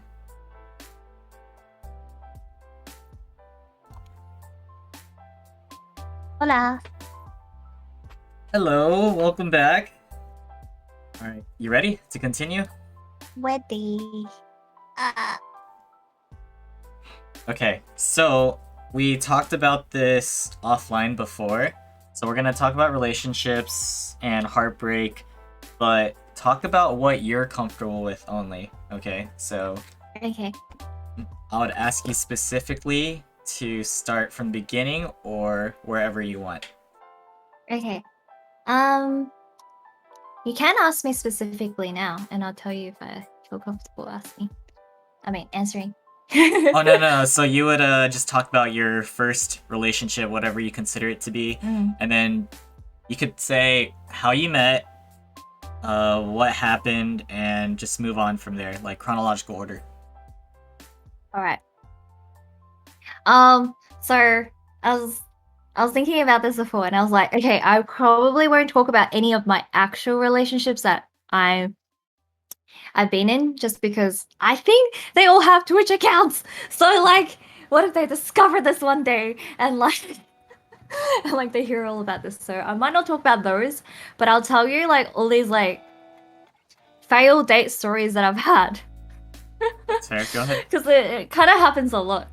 But so in between like so in between all this, Helen, once again one of my really good friends, she was like, she's one of those girls that's like, yo, you should be out there, you know, like you should be experimenting and like getting to know other boys and stuff. And I was like, okay, like I mean, like I'm working and like I can't really like get to know people because like I'm not gonna date anyone from work probably. Well, I prefer not to. And then like it's hard like after uni and stuff like that. Getting to like know someone new that's outside of your current circle is like really difficult because like you're not just gonna like, and I don't go clubbing and stuff, so it's like even harder. Mostly at home or like doing like hanging out with friends and stuff, and my friends like I kind of all already know, like there's no new people in this circle. So I was like telling her, I'm like XYZ, and she's like, girl, like have you ever heard about like online dating? And I'm like, oh, you know, but online dating, like I don't know if I want to like online date. What a creep goes online and stuff. Look, I'm on Twitch right now, but like, you know, I was like creepy people online and stuff. And she's like, nah, man, like I'm on it. Like you should try it out. Like don't like just, you know, excuse it when you haven't like even tried it out. And I was like, okay. And then I downloaded it and then like, you know, had a look at it, and it wasn't Tinder, guys. It was like Hinge or something. And then I was like looking at it and like I was really overwhelmed. Like the first time I went on it, it was like all these people. I'm like, whoa, and like so many guys and like so many like people, and everyone's like trying to say hi and stuff. And I was just like, it was really overwhelming because you're pretty much introducing yourself like so many times. Like it's just like, oh yeah, I'm Sarah. Yeah, I do this. Like I'm XYZ. Like, and then like there was this one guy that like kind of caught my eye at the time, and like the reason why he caught my eye was because his profile picture had his grandpa in it. It was him and his grandpa. And I was like, that's really cute. Like, you know, I'm really close to my grandparents. Like, this guy's gonna understand like how it feels, and he's like wholesome, you know, he's got a he's got a grandpa, he's wholesome, but like, I mean, he's got a picture with grandpa, that's wholesome. So I was like, you know, this guy could be a good boy material. And then so he asked me to like go on a date and stuff, and I was like, you know, I'm down after like, you know, talking a few times. And then like the first date went pretty well. Like we went to like this escape room and we like, I don't know, we did like just had some dinner or something, and we got to know each other. He was really funny. I like funny people. So it was really funny. He was outgoing. He was like, you know, had a good job that like, you know, he knew where he wanted to go career-wise. That was like pretty important for me. I like guys that like know what they want to do with their career. I like guys that like are funny. So he was like kind of all of that, and like it seemed like on his profile that he had like good relationship with his family since he took a photo with his grandpa, right? I was like, okay. And then so after that, the second date we went to go eat somewhere else. And after the date, he reached out. He reached his hand, reached out, and then he was trying to hold my hand. And I was like I shook him off because I was just like, what are you doing? Like, I don't know.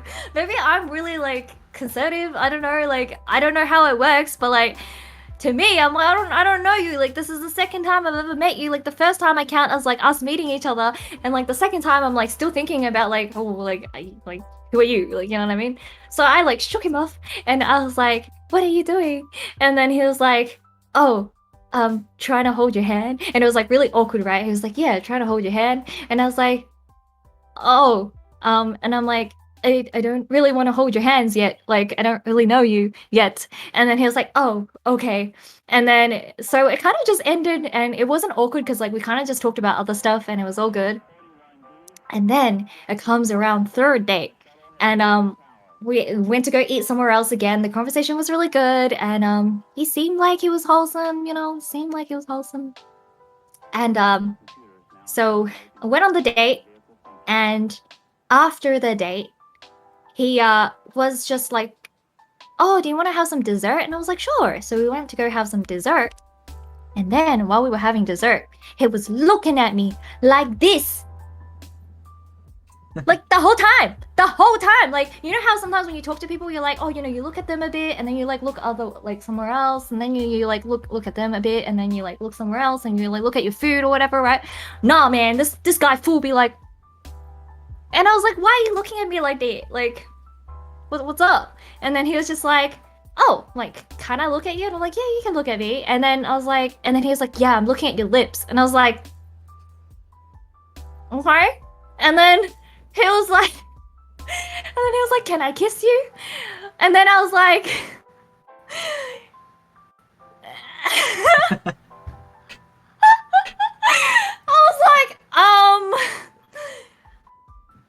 I said, do you like me?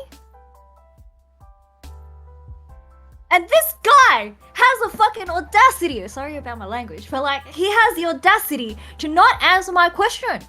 Cause he doesn't even like me. I don't understand.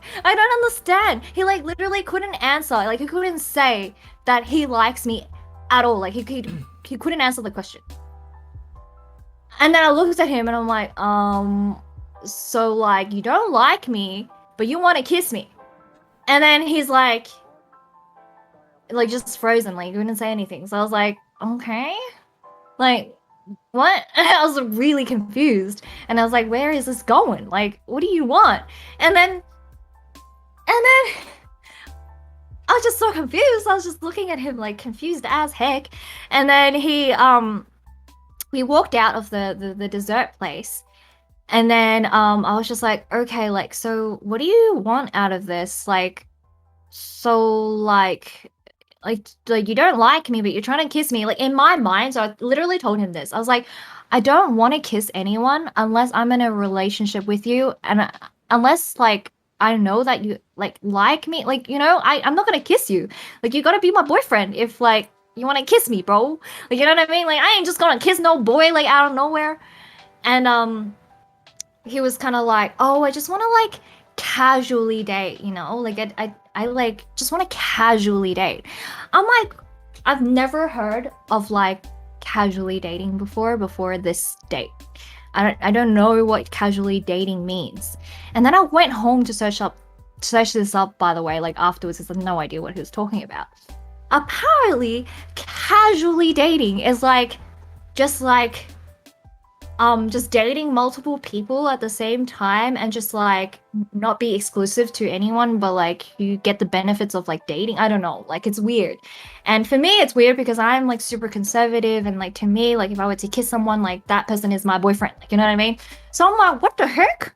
Like, yeah, right, Rick, I know, like, like, do you want it's like friends with benefits or something? And I'm like, what the fudge? And then like the whole time, like mind you, like the first second date, he was literally talking about like his parents wanting him to look for a girlfriend.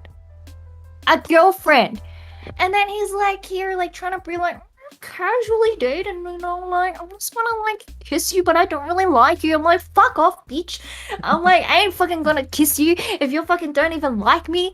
So that's what happened with that dating story. It didn't go very well. So third and done, like you just ghosted him after? Yeah, like it's just like, well, not really ghosted him. Like we literally had a conversation while we were walking like after the dessert place. Where I was just like, we weren't looking for the same things, and I'm glad I asked the question. Like, imagine if I just like let him kiss me, like you know what I mean? Like he would have gotten what he wanted, and I would have been like, oh, he's my boyfriend. Like you know what I mean? So I'm glad I asked him that whether or not he likes me and like what does this mean and stuff like that, because I'm just like, I guess I'm like quite straightforward, you know? So Mm-hmm. yeah, so I was like, hell no, I ain't gonna go into this like friends with benefit or like casual dating or whatever here you're trying to ask for me, like hell no. So yeah, that was like a very failed date that I didn't realize till like the third date he was like that, but I guess it's still kind of early stages, so that was good. Yeah. Yeah. Was there anything else that you wanted to talk about relative to relationships, heartbreak, whatever? Probably like I've realized from experience that love language is kind of important. Like I never even knew what love language was until like very, I wouldn't say very recent, but like quite late, I'd say. And like I never knew it was like so important, because the way that people like show their love and receive their love is like can be so different. And if you're not in the same wavelength, or like you don't show your love the same way as the other person, it's really hard to actually continue the relationship. So I've had experience where like the person doesn't think that like quality time, or so for me, I think my like top love language is like quality time. And also what's the other quality time, and what do you remember all the love languages? It was quality time and something else. If anyone in the chat can give me the love languages, I'll be able to tell you what the other one is. Yes, words of affirmation, that's right. So words of affirmation and quality time. So like I have been in the position where like the other person does not value, or like not value, but they don't give love in that way. But I think like, I don't know, like he just showed love in a different way, and I like can't really receive it, because like I'm like, oh, you never say that you love me, and you never say that you miss me, and you never say any of those things, so I don't feel that. And then like with the quality time, it's like if you don't spend time with me, I don't feel like loved. But like I don't know, maybe for the other person, like he didn't really see that as like very important. So I think it is very important for a relationship to have like kind of like semi at least one matching love language. Otherwise it's like really hard to compromise and like to learn someone else's different love language. So yeah, that's all I Wow. have. So that's really good insight. I think that comes close to your own personal advice. But based on your own experiences, what other like relationship advice would you give? General advice?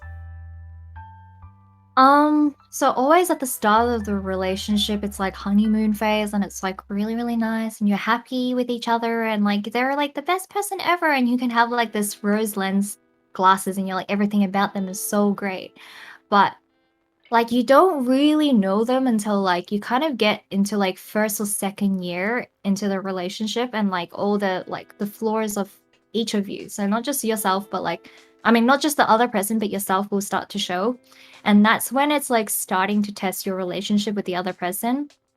Like, because the other person's always on their best behavior, like in the first year, and they want to impress you, and they want to like, you know, be all cute. And like they'll sacrifice like everything for you and stuff like that. But once it gets to like around like 1 year to like 2 years points, that's when like they start becoming themselves and they're like comfortable with their relationship and stuff like that.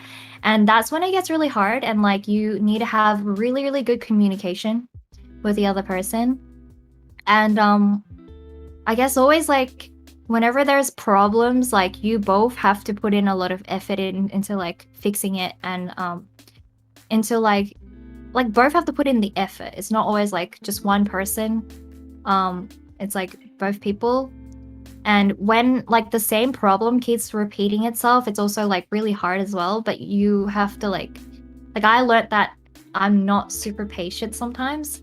So I have to be like really patient like with the other person. When like the same repeating problem happens.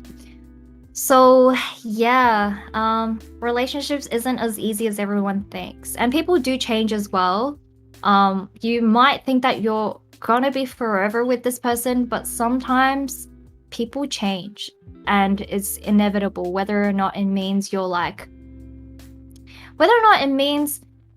you're in a different stage of life, or it means that the person just no longer enjoys the same things you do. Like there could be lots of reasons, but people can change. And it is really sad, like people can drift away and like might not be together anymore and stuff like that. But it's just like when you are in the relationship, just like make sure you enjoy the moment, and I guess like cherish the time that you have together, whether or not it means you will continue to be together for the rest of your life, or it means it's just like maybe he's just a person that's passing by. But I think everyone comes into your life for a reason. Like I really believe in like fate and like destiny. So yeah.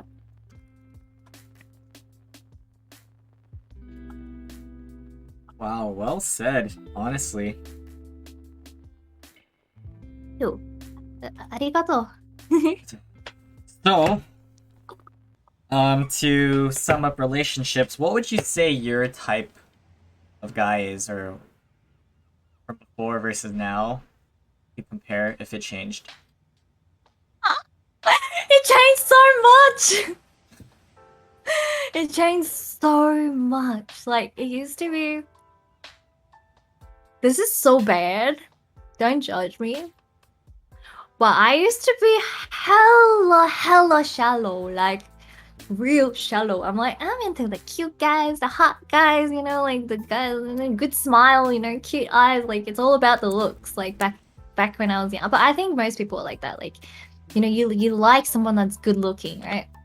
Tall, you know, handsome man. That's like my type back in the day. And like, I don't really think I like think that deep into like what it means when you get into a relationship with a hot boy, you know, like is he gonna look after me, is he blah blah blah, like. But now girl has learned her lesson. Who cares if you're fucking good looking? Like it doesn't matter. Like you can be the hottest guy, but you're a freaking ass like personality. I don't want that shit, you know.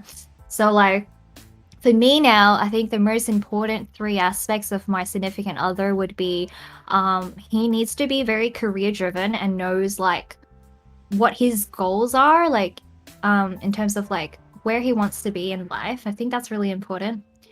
2 is that he has really good family values. So he has the same, I guess, like same values in general as me as well. So like values family, same as me. And 3, I think, would be like I hope that 3, what will be 3? I think those 2 are like the most important. Like other aspects are just like if he has it, like it'll be great. Would be like, you know, being really caring towards me and like a loving person, same sort of like love language as me, like that type of stuff. Like I can overlook a little bit more. But I think the main 2 that I really need from the guy is like he needs to be family orientated and career orientated. Yeah. Because like for me, family is like really, really important. And I know that my grandma and grandpa is gonna be in my life for the rest of my life. So I want like my significant other to be able to like love them and look after them like the same way I do. So that's why family like being family orientated is like super important. So yeah. Okay, That's it. moving on to another important topic. So, how is your mental health as of now? Oh, it's like really deep. It's actually like not the best. Like I am really happy like on stream, but I do get really upset like very like ever since COVID happened, I've been pretty upset over like a lot of things. So COVID has really impacted my life a lot. Just in like I don't even know where to start, but like when COVID started, I've been worried about my grandparents like so much to the point where like I feel so helpless sometimes because there's only so much I can do about what's happening in the world and like what's happened and what the government does for us, right? So like we were in lockdown for 2 years in Melbourne. And when everyone else was in a lockdown with me, it felt like it was okay. Like because everyone was going through the same thing and like and we were doing a good thing for everyone to be safe, and that made me feel very safe at the time because we didn't have that many cases in Melbourne then. But right now, Australia has gotten pretty bad ever since like Omicron hit, and like the government kind of seem like they don't really care, and it's kind of going the route where they just letting everyone have it, right? But I don't know like what the implications are with Omicron to my grandparents. Like if I were to get sick, like it'd probably be okay. I can't guarantee that, but like if my grandparents were to get sick, I don't know what would happen. And like it's really hard because right now there's no lockdown anymore in Melbourne, but I'm doing a self-imposed lockdown at the moment because of the amount of cases that's out there right now. And almost like I know like for every 10 person I know, there's probably one person that's got COVID at the moment, and it's continuously kind of increasing right now.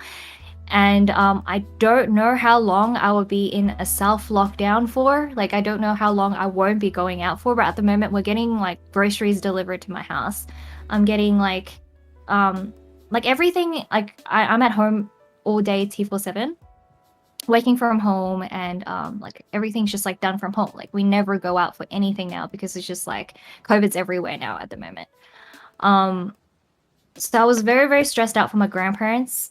And I being on social media, like on Instagram, and seeing everyone else having fun, because everyone else that I know is like my age, right?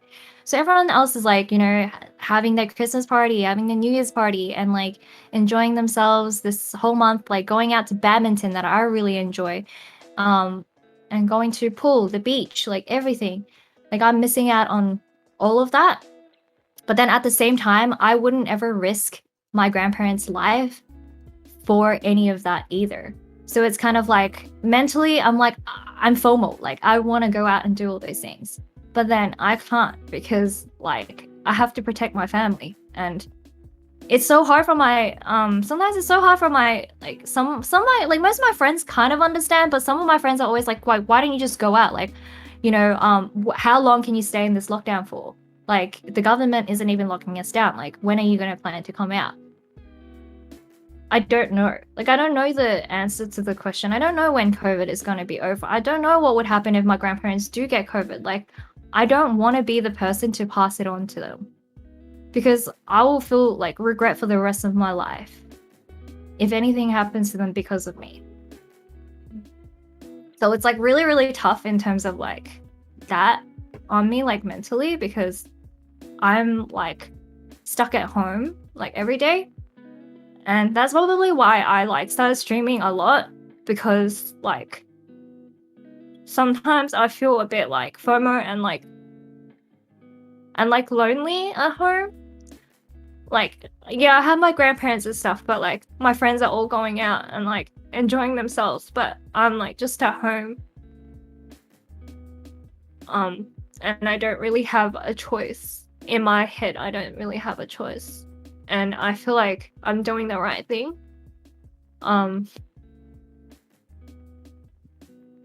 Yeah. Oh my god. I'm doing the right thing, but it's like I don't know how long I have to do this for either, and like not having like an end date to it is pretty tough. But I really appreciate like everyone always like, you know, popping by and say hi. Like I don't think you guys understand like how much it means for me Mhm. to have people around me who actually care and like talk to me and ask me how I am, you know. Yeah. Thank you for sharing that. Definitely a lot of people here, I could tell, like, they care about you. So even though they're not there in person, there's still a very strong online presence. Thank you. And other than that, so when you felt like you were at your lowest point in life, how do you feel? How were you able to pick yourself back up? Do you have like any personal advice to give to those who may be struggling? I think when I was like really upset about the situation, Mm-hmm. I think definitely like what Rick said yesterday, like definitely reach out and talk to someone and not just like keep it to yourself. So I have a really good support system, so I'm really grateful and lucky that like I always try to like have a really good support system who like my friends who would always be there for me, you know, like my family and like being able to have an outlet and like talk to people about it really helps. And like I'm definitely grateful, like as much as I am sad and like FOMO that I can't go out and do the things that I like would enjoy doing. I always think about it's like, you know, my grandparents have like they've sacrificed like 20 or 30, even 40 years of their life. I mean, not 40 years of their life, like 20 years of their life, like looking after me and like sacrificing their like, you know, retirement, traveling and like all that stuff that they could have done that was fun for them as well, like for me. And then this is the time where I feel like, hey, I'm only in lockdown for like 2 years, like it's like nothing, right? And like I'm only not going out for like however many months well, until like COVID is over, right? I don't think it's gonna be like 20 years. I hope not. But it's really nothing in comparison to like what my grandparents have done for me. And so if I think about it like that way, it really helps me get through like every day because I'm like, you know, this is nothing. Like I'm like they've done so much more for me. Like this is just I'm not 40 plus, like it was accident, okay?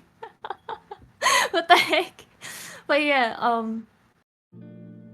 so just like thinking of things in a different perspective really helps. Like try to like think positively. It's really hard when you're like at rock bottom, but having your mate just like literally kind of hit you and be like, yo, bro, like you idiot ass, like, you know, you work from home, like at least you even have the opportunity to work from home. Like, you know what I mean? Stuff like that. And like to be grateful of things you already have and like, you know, it's like really helpful. So definitely having a good support system is number one, I think. Hey, there you go.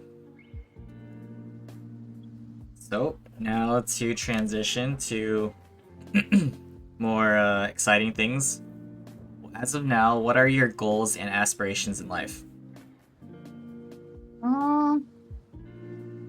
Well, I kind of had this career goal that I like wanted to reach when I was 20. Beep beep age. Like I keep like when I keep trying to like dox my age is so bad. When I'm like 20 something. So I had this like goal for my career in terms of like where I wanted to be and like a job that I really liked. So like very luckily, right before COVID, I kind of like hit the job that I like really liked. So right now I feel like I hit the jackpot. I'm in a job that I really enjoy. I go to work every day happy. Like my coworkers are amazing. My boss is great. Like my job is like fulfilling. Like that's what I really look for in a job is like a fulfilling job where I feel like everything I do like has an outcome. like I can see physically what I did turn into like a product or something that people can use, and it's like makes everyone's life easier or like more convenient. So that goal I hit, and then monetarily, like in terms of like actual career, I hit the goal that I wanted to hit like 3 years later. Oh no, 2 years later, like right now. So that's good. But in terms of like future, I wanted to like have like a new goal now where I wanted to be in terms of career, and I want to hopefully be able to spend more time with my grandparents this year, and many more years ahead. It's pretty hard right now because I keep trying to want to like let them enjoy life. Like my goal was to like, take them out traveling and like, you know, give them that like retirement life that they really deserved. But like I couldn't because of like COVID. So I'm hoping that everything will go well and like COVID doesn't like hit us badly and like I can actually go traveling with my grandparents somewhere again. It's getting harder and harder because my grandparents find it hard to move around. Because my grandma has knee problems and my grandpa is like he gets exhausted really easily. So it's like really hard to sort of like go anywhere that doesn't have like a good like transport system and all that. Like you have to have really good planning if you want to do that. So I hope by then they can still like travel and be on the plane for like hours and stuff. So fingers crossed that can happen. And yeah, I think those are like my two main goals for life right now. Mm-hmm. Yeah, not too much. I don't really ask for like a lot, but I just want everyone to be healthy and safe. Yeah, that's it. Okay. And in regards to traveling and going on adventures, where else have you been and where do you want to go in the future? I've been to Japan twice, and that's like one of my favorite countries to travel to. When I went to Japan, I went to Tokyo, Osaka, and Kyoto. But I was only in Kyoto for a day. I was mainly in Tokyo. I think I was in Tokyo most of the time. I've been to like Osaka for like 1 or 2 weeks or something like that. Tokyo was my favorite place because I really enjoy shopping. And I love the food in Japan. Everything is just so exciting and vibrant in Japan. It's like totally my vibe, Like anime, me, Food, me. Animals, me. Like it's just so like it's an amazing place. And like they have cat cafes and dog cafes and everything about Japan is just wonderful. Like I remember what first time I came back from Japan, I couldn't stop talking about it. Like I was just like Japan, Japan, Japan, Japan. All I care about is Japan. So that's definitely the place I want to travel to. Like first, whenever we can travel again safely. I've been to Taiwan as probably the second favorite place that I've traveled to. Taiwan is such a beautiful country, Henny. Yes, thank you. Um, yeah, so Taiwan is beautiful. Like the views are really nice. People were so nice in Taiwan. They're so sweet, and things are really cheap in Taiwan. So you feel like a king when you're there. And I know Chinese, so it's really easy to get around. And the night market food's really, really good. I loved the place and like yeah, not lots of good photos taken there. I've been to Hong Kong, of course, because that's like where my family like is originally from. And we went there a lot, studied there and everything. Yeah, man, talking about Hong Kong, it's really changed political wise, and I'm not gonna go into that. But yeah, it's like culture shock sometimes though, because I always feel like when I go to Hong Kong, whenever I hear people speak Cantonese, I'm like, oh shit, this is hometown, everybody be speaking Cantonese, that's where I belong. And then like I literally go there for like a week, I get pissed off. I get pissed in Hong Kong because like people are so rude. And like people here in Australia are like super nice and we greet everybody even though we don't know them when they walk past, right? But in Hong Kong, people are fucking rude. I don't know if anyone knows. Rec maybe knows, but like people were so rude. Like I was open. So what happens is like there was this grandma trying to come out from the shopping center. So I opened the door for the grandma, right? The grandma leaves. She doesn't say thank you. That's fine because she's a grandma. And then fucking 10 other freaking folks just start coming out from the door, and like I'm just holding the door like this, like no one lets me in. I'm like, what the fuck? And then like everyone just keeps coming out, and then no one like is like saying thank you or anything for me holding the door, and everyone just keeps coming out. They don't let me in. And I was just like, and I ended up having to like close the door on them because I was just like, what the fuck is going on? And then when you go to the restaurant and like you sit down and you want to order some food, right? I'm like, oh, you know, thinking about what I want to eat, and because I'm indecisive because I'm a Libra, the freaking lady, the waitress is like, oh my god, you're taking so long. Like, I'm gonna serve the next table first. And then like she'll come back after like 5 minutes and she'll be like, are you done yet? And then I'll be like, no, I haven't decided. And she's like, oh my god. And she rolls her eyes and she just like goes like to this other table and she'll like serve them first.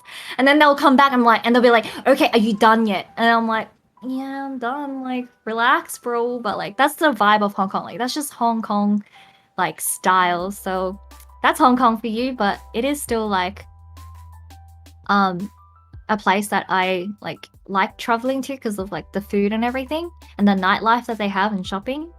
And I've been to Malaysia, which is where my grandpa is originally from. It's hella hot. Don't know much about it, but Malaysia was fun as well. And then I went to Thailand. It was hella hot. But I only went there for a day because it was a boat cruise. Things were really cheap, but I was there for a day, so I didn't really experience much of it. And then I went to Singapore for a day as well, or 2 days. 2 days. Yeah, Singapore was really nice. I think that's it. And mainland China. Mainland China is another story. Mainland China is really dirty, like very dirty. Yeah, but yeah, that's kind of my traveling that I've done. And where do you want to go? Japan and Korea, and I want to go to Korea as well because I've never been to Korea. But yeah, if I have the chance, I'll definitely try and come to like America and Canada as well. But it's so far. I checked the tickets the other day. It was like over 20 hours to get there. And I'm like, holy moly, shizamoly, and it's so expensive as well to go America. So I probably have to lay over somewhere. Like if I were to go, I'll probably lay over in Japan and then lay over like Hong Kong or something and then go after like chilling there for a bit. It will like make the trip less intense. So yeah. Okay, so here we transition to social media talk. So other than Twitch, what social media platforms are you currently active on? Personally, I use Facebook, but not really much anymore. Like younger me was like on Facebook all the time. Now like it's transitioned into like Instagram a lot. Like I was in a Snapchat phase like before Instagram, but now it's all about Instagram. So I have my own personal Instagram, and then now I have like the Twitch Instagram that I look after, and I have my grandma's origami Instagram that I look after. But I haven't posted on my grandma's origami Instagram for like a long time, so she's probably mad at me right now. And what else am I on? Not really much. I tried Twitter. I followed for Hello Rex Twitter yesterday. I started it, but I don't really know how to use Twitter. And then I tried TikTok for like a day. It was kind of confusing. Like it's just too like Zoomer for me. It's so hard. Like everything is so hard. It takes so much time. And I just like, oh, you know, post one thing and I like forget about it. Like there's just so much like social media platforms nowadays. It's like so hard to like manage everything, you know? So my main platform's kind of Instagram right now, I think. So yeah. Does Discord count as a social media thing? Yeah, you Why can not, use yeah. Discord. Yeah, I'm on Discord all the time, talking to my friends and everything. Yeah. Nice. Yeah. All right, the big one, Twitch. So we know that you guys started 4 months ago, October, right? 2021. How did you get into Twitch? And like, what's the story behind that? And to become a streamer? So it's kind of relating to like what I said before. I was playing a lot of games, and like because like the lockdown was so long here in Melbourne, like it was the longest lockdown ever, and it was kind of at the end of the lockdown actually. Like I didn't start at the start of the lockdown because like so much stuff was going through my mind, like my grandparents, like all that stuff. I was handling everything, transitioning, and I was starting a new job then as well. So like I didn't play as much games at the start of COVID, but like during the middle of the COVID, I started playing games like intensely because I was just like so like we were all stuck at home. Like it wasn't just me, it was like everyone in Melbourne was stuck at home. So we all met each other's friends like online, just playing Among Us like all the time. Among Us, and then I got the PC. Well, not got the PC, like had this PC for a really long time. Is it wouldn't even call it a PC because apparently everyone calls it trash. But this PC I had now, it's like I had it for a long time, but I never really used it until COVID happened. Like, because I was always out. Like, I'm the type of person that's always out before COVID, and I like never really gamed that much. I would only play Switch games, but then like I transitioned into PC gaming only during COVID, and then I started playing Valorant for the first time, and I played TFT and some other games like Among Us mainly, and then met a lot of like friends through friends as well online.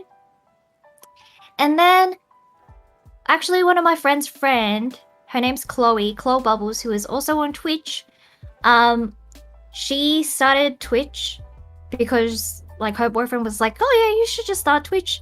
Like it'll be really fun, like blah blah blah. We're gaming anyways, like you might as well just stream, right? Like that's what we do anyways, like we're bored. So then we started. Well, she started, and then she was just like, you should start. Because, like, it's kind of scary starting alone, right? So I was just like, okay, cool. So I started with a phone. So I used, like, my old Samsung phone. And I used this app called, like, not app, this website called OBS Ninja or something. And then just popped it on, like, my tissue box. I popped my phone on this tissue box thing and, like, kind of just, like, I don't know how I did it. I don't remember how I set it up then. But I just put it on like on the side and like I just started. And there was just me and her and her boyfriend and like my other friend Adam just watching me, like 3 people.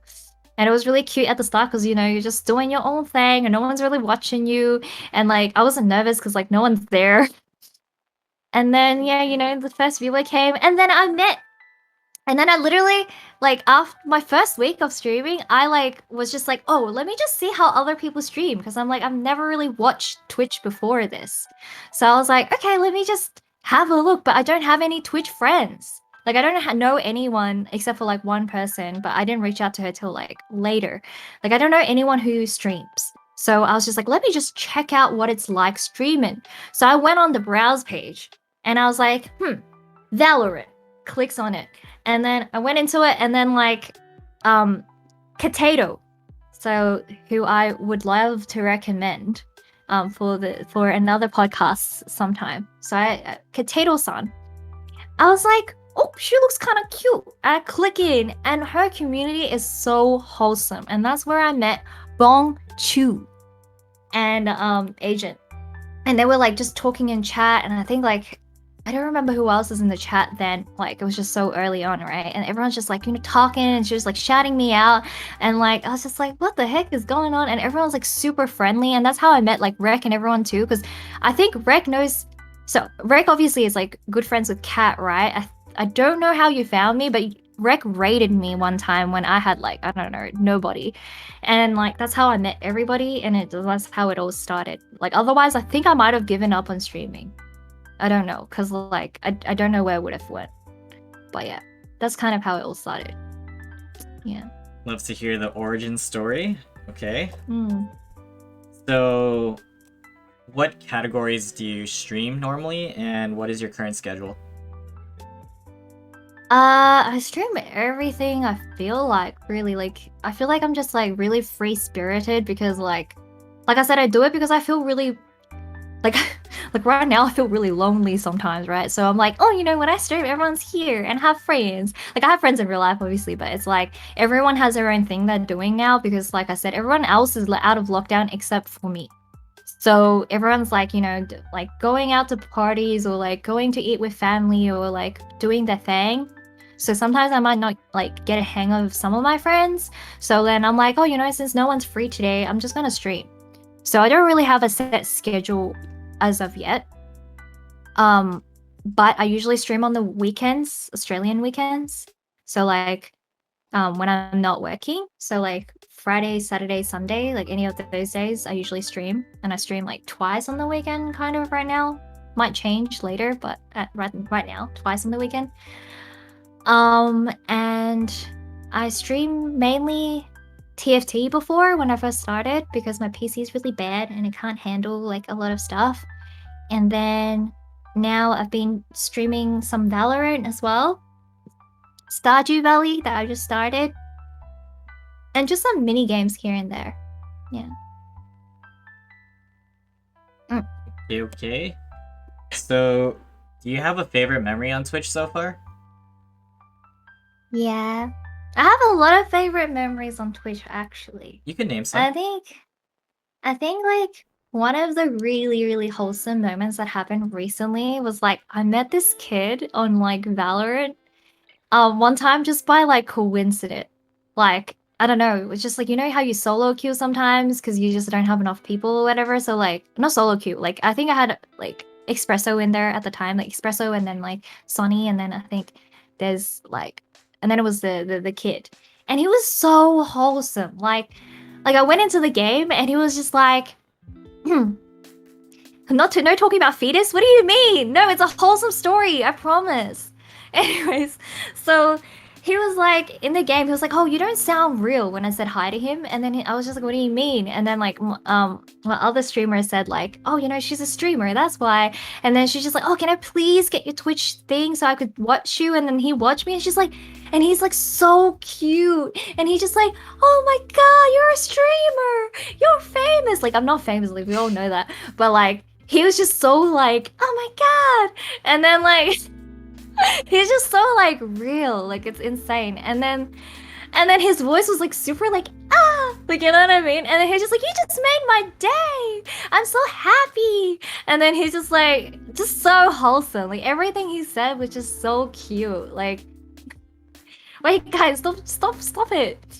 And then yeah, it was just so wholesome, and he told me how much he enjoyed playing with me and like how I made his day, and like how his schoolmates were just like people at school calls him annoying, and then he's like my chat was calling him cute and like calling him really wholesome, and it made his day because he was really happy like that he found a community that really like loves him.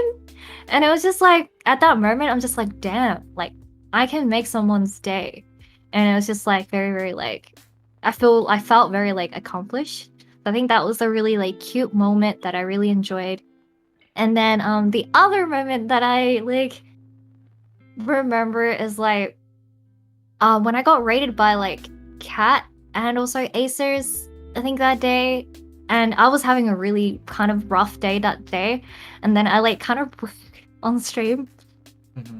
It's so bad, like I cried, and it's probably not a good memory, but like I just felt really, really grateful, like for Rek and for like Cat, for Bong, like for Kai Kai, like all of you guys, like Shin Shin, and just I know I'm probably missing like a lot of people right now, but your whole entire group was just so supportive like all the time. And like it's just for me, I felt like very overwhelmed at that point because I feel like because I'm in Australia, right? So my time is like so different from everyone's time, and I can't raid back because like when I finish stream, like everyone's like off to bed already, right? Yeah. So I was just like, I feel like I'm not like supporting as much as like how everyone else support me, and it kind of just was like, like yeah. But it was like very I just felt very like loved at that point, and I just feel like that's what happened. Yes. Okay. Have you done any of your own Twitch meetups yet? Oh wait, I don't think so, No. huh? Huh? No. You're talking about COVID and how you wouldn't like go out and stuff. So Yeah, That's yeah. my So fault. I haven't like the only person who I've met like in real life from Twitch is like just Doggo, like Mr. Dog AU. But that was when like the COVID stuff was like really low. So like there was like okay. there was like freaking 2 weeks of like break, and then it went back to like. So yeah, so I only met Mr. Dog AU in real life, Mhm. but that's it. Like I haven't met anyone else yet, and also because like most of my friends are like in America Yeah. and in the Canadas, so like yeah, I haven't been able to like meet anyone in real life. But you know, I'm always open to you guys grouply come over to Australia and like we can meet up, guys. I'm totally down for that when like COVID is over, you know. Mhm. Yeah, see, Shin has a ticket ready. Wilson. Australia. Definitely bucket Yeah. list. Okay, well, since Mr. Dog's the only person you've met so far, what was your first impression of him on stream and then IRL? He's an ass. I'm kidding. He's oh my god. He is how did I go about it? I don't think I've even told him like what my first impression of him was. Well, you get to know it now, doggo. Apparently he thinks I'm real short in real life because apparently I look really tall in Instagram or whatever. But apparently I'm short in real life to him. I think him like online, I feel like he's like very like he's very outgoing and he's super like funny. Like he's still funny in real life, don't get me wrong, but I feel like he's way more shy in real life. Like online, I feel like he starts conversations with me like way easier. But then like when I saw him in real life, I feel like he wasn't talking that much. And I was just like, dang, like he's like I don't know if he's shy or like well, dog, you can explain yourself. Like why like what? I think maybe it takes him some time to like open up or something. But yeah, that was quite different because like yeah, he talked it a little bit less in real life, I think. Yeah, that was my impression. But otherwise, other than that, he was really real. I think he's pretty much like how he is on stream. He's a very real person. Yes. That's doggo. His comments are so funny. What did he say? I didn't see. What did he say? I want to know. He's quiet 5'7". yeah, you wouldn't stop talking. Excuse me? Excuse me, doggo. Hello? Well, I did feel like at one point I was the only one talking because we also met up with this other girl. Her name's Louise. Her Twitch name is Realzu, and she was also very quiet as well. So she was also very different on stream and off stream. So on stream she's very like talkative, but in real life she's more like of a shy person. Like she's really shy. She's very quiet. So I was just like, Nani, like I'm the only person talking like here. But dog, do you think I'm the same like in person and in real life? Like I just felt like I was like blah blah blah blah blah, and then, like they're just like.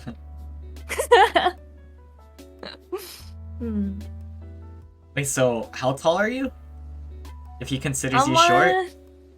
I'm 160, which I don't think is very short, but I think he just thought I was taller.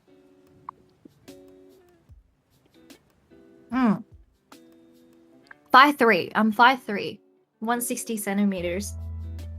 I want to know how tall Rek is actually, and how tall are you, Wilson? Well, according to Rex bio, it was 5'1", 8'4", 3'4", 2'3".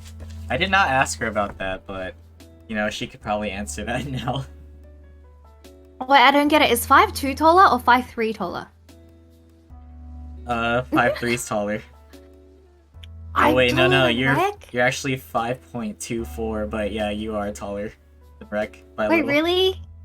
I'm taller than Rek? No way! That's insane.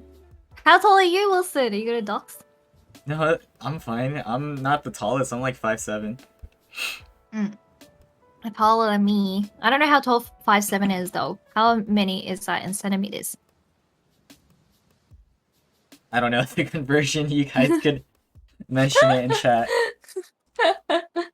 He's the same height as me. Oh, you're the same height as Dog. Oh yeah, there you go. Okay, got you. I thought he was 6'7", but I guess he meant 5'7". Sorry, grandma just came in going like, No worries, no worries. Okay, so based on your experience on Twitch so far, what would you say are the pros and cons? Sorry, I just had this hair in my face. Pros and cons.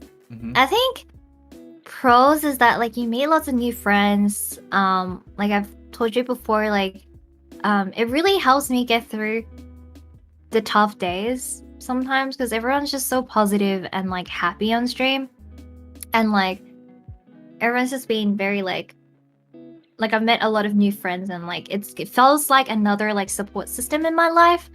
Especially during COVID, it made me felt a lot less like lonely. That's like a really big positive, and everyone's been like really really generous as well. I think the cons is definitely like kind of what I told Dog and like Bong sometimes is like don't know if a lot of people talk about this, but like the numbers can really get to you. Like, you know how people are always like trying to be like, oh, you know, like you should do this to get more views, or like you should do that to like get more views, and like, you know, that to like get more follows and stuff like that. And it's like very it's like mentally like it gets to you mentally because it's not something you have control over. Like it's not like people are busy, you know what I mean? Like people have their own stuff that they need to do in life. They might not be able to watch you every day. And like, you know, you could be like not entertaining that day or something. I don't know. But it's like Twitch does this thing to you where it ranks everybody from like top to bottom with their views.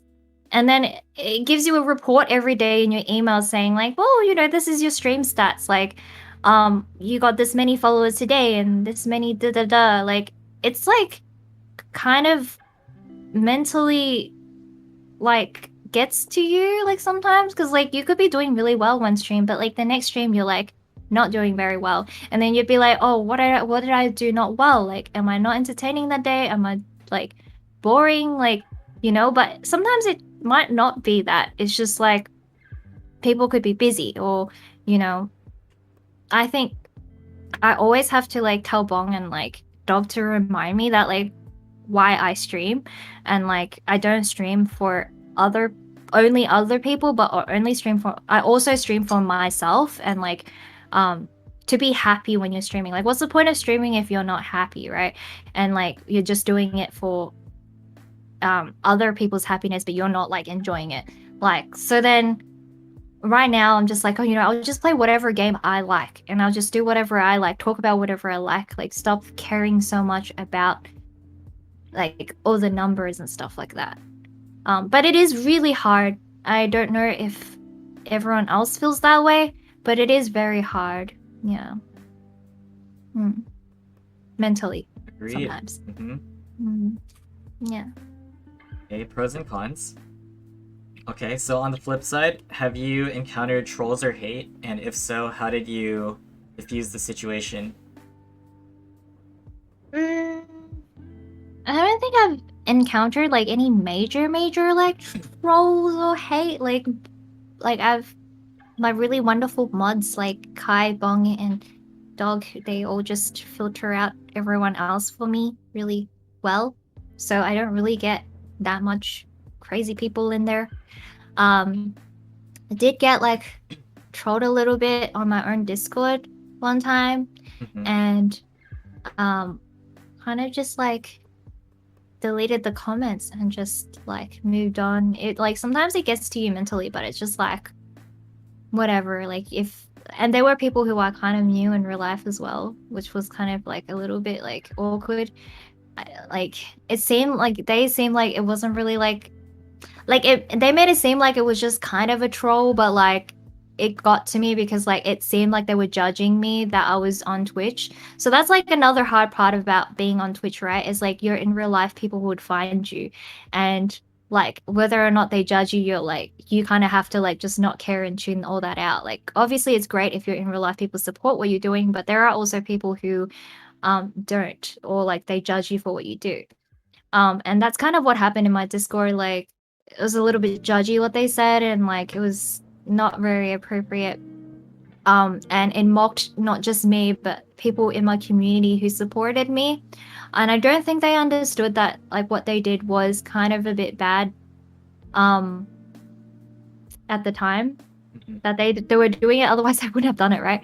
But yeah, they're just jealous. I don't know, but so yeah, we just kind of like kick them out, and yeah, that's all you can really do.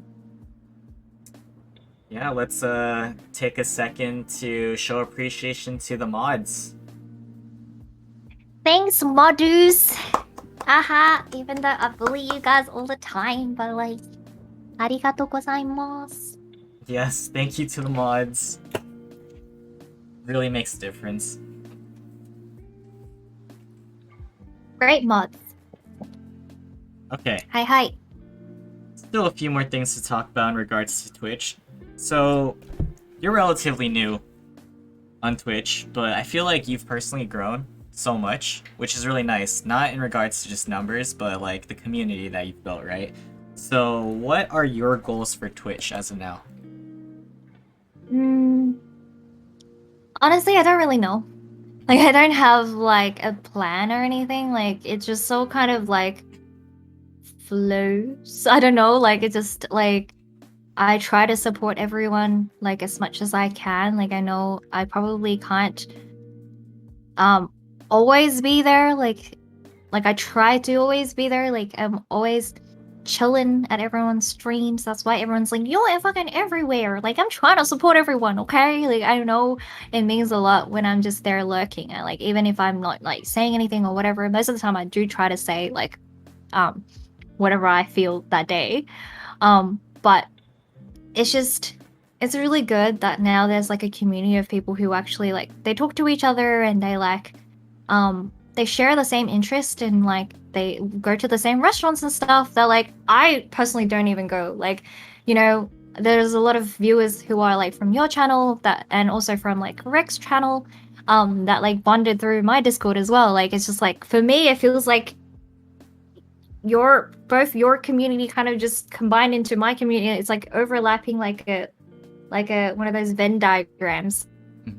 And it was all from like me just like popping by like cat stream like that one time, then I met Bong, and then it's like a chain effect, and it's really crazy. Like it's just amazing how like people can bond over like your experiences. Like, when I was listening to Rex stream yesterday, I was just like, whoa, like Rec on stream is so positive and so like she never shows like that she's sad about any of these experiences like she had, but like after knowing like everything that you've been through, Rec, it's just like it's insane. Like I can relate to you like so much, and like it's just, yeah, I think it's really insane how we're on totally completely opposite side of the hemisphere, but we can relate so much from like our experiences. So yeah, that's that. Okay, and what personal advice can you give to those who are trying to grow or are just trying to get started with streaming? I have no clue, but I don't really know, but I think just like make friends on Twitch. I don't know if it's easy or not. I feel like so far, like maybe I'm. Oh, you're crying. Oh, Rick.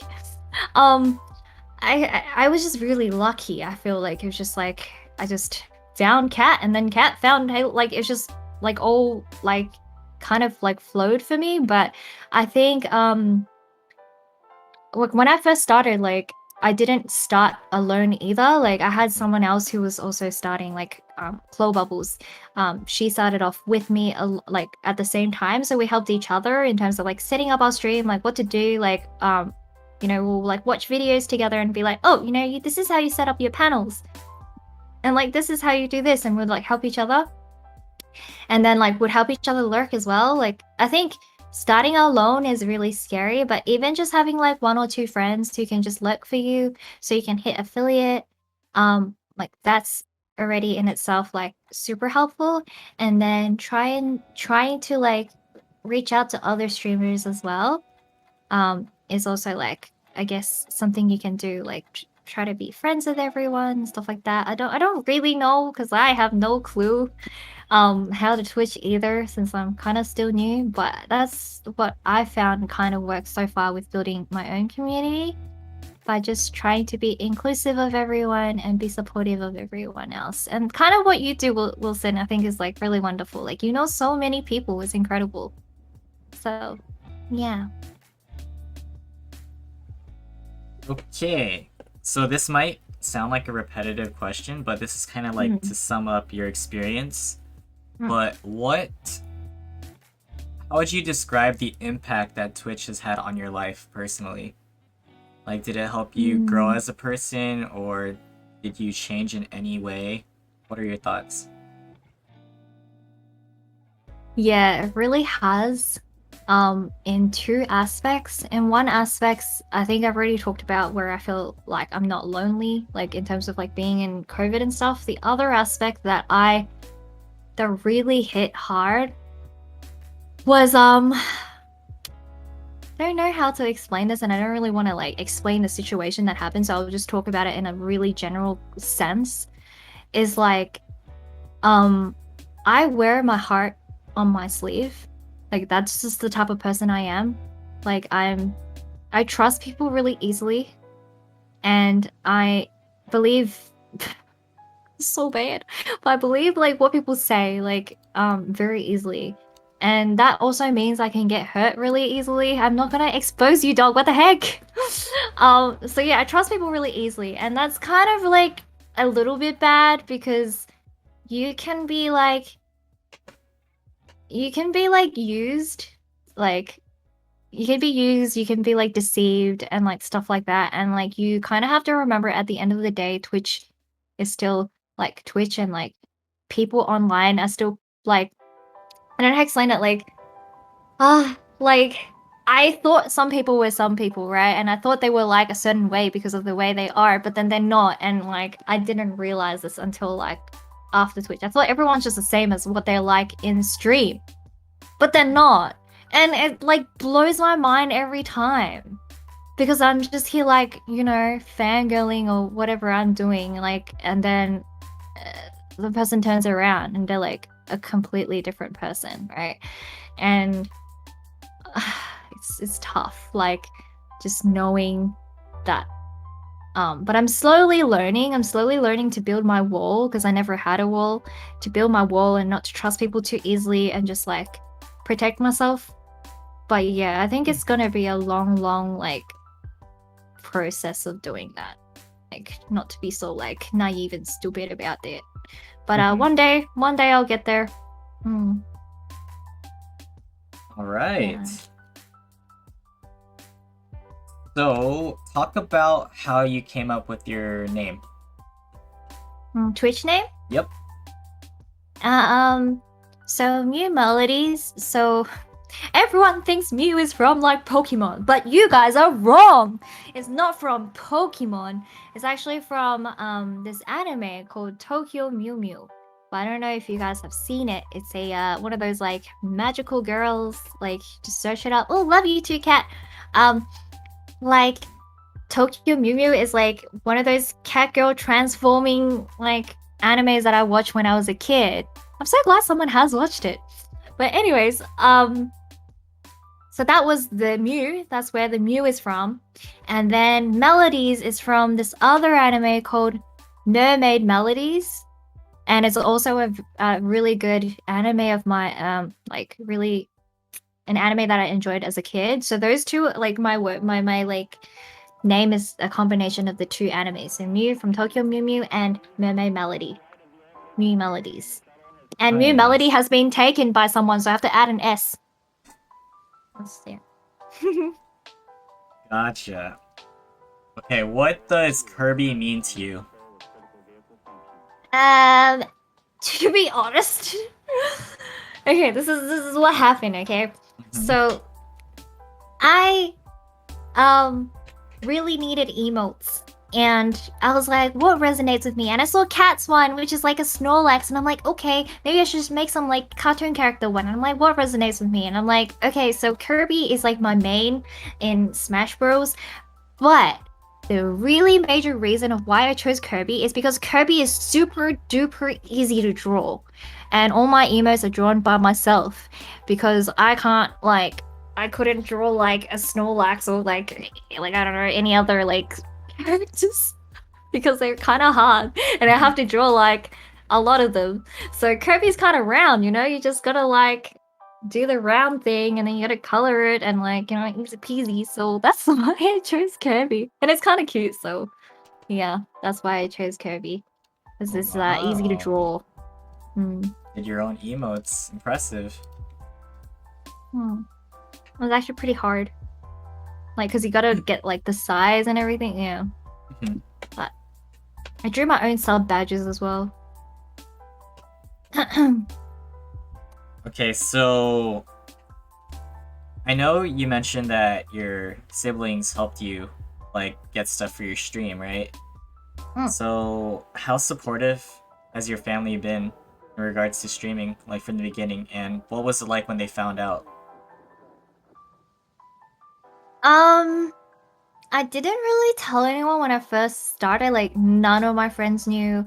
None of my family really knew because, like, I was just putting a camera there with like a tissue box. Like, no one was there watching anyway. So I was like, yeah, I'm just playing games. Like, no one knows, right?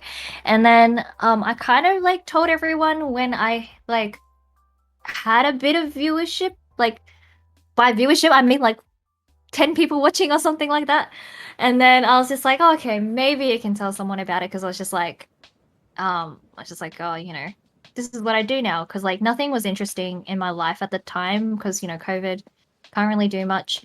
And then grandma knows because like started putting lights and stuff like so lights were actually so grandma's super supportive because grandma is so cute because she's like really old now, right? And like for her to even understand what streaming is like crazy to me. But so streaming in China is actually like a really big thing as well. And how Rec yesterday said like her mom streams. Like my grandma doesn't stream, but my grandma knows like what streaming kind of is. So she was just like, oh, you know, you're streaming, and she is so cute. She buys everything. Like, look, she bought this gold rose for me because she thinks like I would use this on stream. I don't know what I can use it for, but she bought it for me for streaming. So I was like, okay. Thank you, Grandma. She buys like a lot of random stuff, like props and stuff for me, like to put in the background. Like, she helped me set up this trolley thing that I have here. Actually, she actually gave me the idea to do that, and my grandma actually helps me put plushies on everywhere. She was the one who came up with the plushie idea and put it everywhere. So she's super supportive.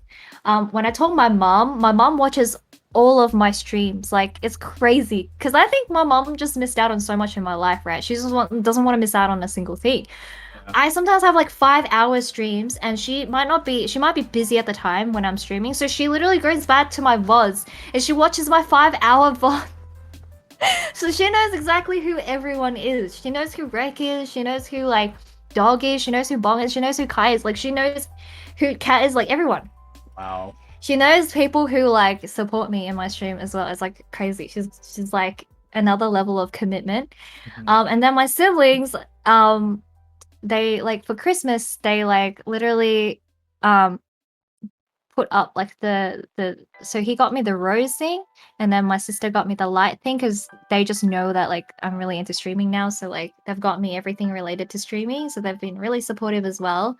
I think my family for the most part is like super supportive. In real life, friends wise, they're mostly very busy. Like I said, like everyone now is like out of lockdown except for me, so they're kind of always out and about, so they don't really have time to like watch me that much. But I do still have friends who drop by and say hi every now and then. Yeah. Awesome. Okay. So this next question is similar to what I asked Rek yesterday about her thoughts of having guy streamers versus girl streamers. Like, their experiences may be different. Do you have your own personal thoughts about that? I think I'd be lying if I say that there's no difference. I think definitely like I think initially, like at the very start of like everything, like being a girl is probably a bit like easier, mainly because like I think, I don't know if this is true, but there's probably less girl streamers than guy streamers. I'm not really sure.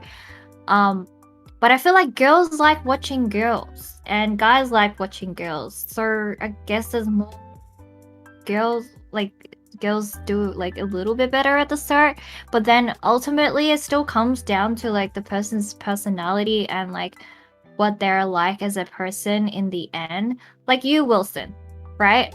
Like you're such an awesome person. Like doesn't matter if you're a girl or a guy. Like I'll watch you anyways. Like it's like I think ultimately it comes down to the person at the end, and like whatever value you provide for the stream will determine like your viewership, I think. But it's still like a place, like Twitch is still very weird for me, I think, because it's not like the discoverability is very good. Like people who have been there for longer obviously has like an advantage because you already have like your community built and like stuff like that, and it's really hard for new streamers. But I don't know. What do you guys think? Like, what do you think, Wilson, about like, is it harder to be a guy? 65% male? See, look, there's like more males. That's probably why. It's supply and demand. That's what it is. Business. Supply and demand. There's less supply of girls. Maybe that's why. I don't know. Find Yeah. out about my answer in a future podcast. Let's get back Ooh. to Sarah. Yeah. Nice. Okay, guys versus girls. All right, let's finish things up with a few more questions about Twitch. So, what are your thoughts about having a Twitch crush? Twitch crush? Mm-hmm. I think it happens. Like, what am I answering? like, does it happen, or like, what was the question? When you hear Twitch crush, what do you think of? Like, just anything that comes to mind. The other day I just learned about this term from Doggo, like a parasocial relationship, and I watched some YouTube videos about it, and then I was like, whoa, shit! Like this shit kind of makes sense. Like you know how like when I watch like Chinese dramas or like K dramas, I'm like, oh my god, that guy's so hot, and like I just like want to date the main lead, right? I think it's the same thing. And like you probably even know the person like on a deeper level than like a drama, right? Because a drama's like they're still acting a character at the end of the day, but like on Twitch, it seems like you kind of know the person like personally because you're kind of like having a conversation, it's live and stuff like that. So you can for sure have a Twitch crush. Like that's like very common, I think, probably. Yeah. Nice. Oh. The insight, okay.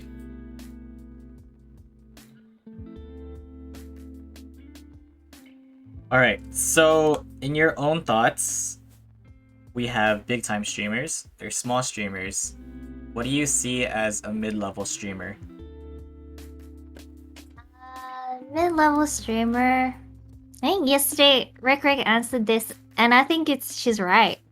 I think maybe when you hit like partnerish is probably when you would call yourself like a mid-level streamer. I think that's like the determination, but yeah, to me I feel like it doesn't matter. Like it's just like different vibes, right? Like small streamers, you can probably talk to like your streamer in a more intimate level, and that's what people are looking for sometimes. They like small streamers where you can hang out and you can just talk about stuff and they will reply you instantly. Whereas like a media level like streamer, it's like, oh, you know, sometimes you might get noticed but not like all the time. And you maybe like people get the rush of like, oh, you know, I got noticed out of like, you know, 50 messages or something, and they read mine only. And then you have like the big streamers who have like thousands of views, which is like maybe for the views they just like want to like everyone knows what's going on in their life, and it's like you're just watching and lurking. Like you probably don't get really much of a response from the streamer, but mostly just like I don't know, maybe if you pay a lot of money, I don't know. But I think it like doesn't really matter. Like if you're like medium, large, small, like everyone just looks for different things. Yeah. Nice to Yeah. hear from you. Okay. And I gotta do this for the people. What? So, I did this to Rec yesterday. Here's the question. How does it feel to be famous? Oh my god, fudge off, man. How does it feel to be Wilson? So being Wilson is kind of it's kind of great. You know, as Wilson, I have a lot of friends. You know a lot of like streamers. Like Rex said yesterday, I'm hosting like an 80 people tournament. It feels great how everybody knows me. Are you single? Asking for a friend. Yeah, no, like there's no famous man, Wilson. You're the famous one here. Rex, the famous one here. Like how Thank you you very changed your much. tone or accent. Yeah, no, I'm talking like I'm Wilson. Okay. I see. So, so you're dodging the question, basically. What are you talking about? I'm kidding, kidding. Hey. That was for the people. So hot. Oh shit. Alright, moving on to a little bit about Valorant, you know. Oh. Since, funny enough, majority of my podcast guests play Valorant to some certain extent. But, favorite agent to play and least favorite? My favorite agent is Jet. And my least favorite agent is one of the twins, which is Brimstone and the other guy that looks like Brimstone. Breach? What's his name again? Breach, yes. Brimstone and Breach. They kind of, and the reason Wait. why I don't like playing them is because they're kind of like, they're not cute girls. Wait, they're twins? I don't know, they look like the same to me. Okay. Didn't they look like twins? Or is it just me? Like, whenever they're like, oh, you know, like you call out like the person that like, you call out the person and I'm like, oh, it's Breach. Like, I don't know. They kind of look the same to me. Maybe it's just me. Everyone's saying it's just me. Oh, sorry. You like, they look like orange. No? Breachstone. Yeah. That's why. I don't really like playing them. Okay. What do you who do you think's the best agent in the game and the worst? So this is not like your own personal bias. I haven't tried Or is Neon yet, so I don't really know. But every time I fought against a Neon, I've just straight up die from her ulti every time she uses her ulti. So I'm thinking that Neon could be really good, but I don't have her yet, so I can't confirm with my own personal experience. But Neon's ulti is so OP. I think she could be the best one. Yeah, for now. The worst agent. Oh, and Sage is really good too, because you know you can like as a Sage I can like res somebody, you know, and you can also like heal yourself all the time, so you kind of like in the game for the longest, in my opinion. The worst agent is probably one of the twins again. I don't know, like one of the twins. Like I just don't like them. Okay. So yes. Alright, let's talk about the guns. Best gun in the game and the worst.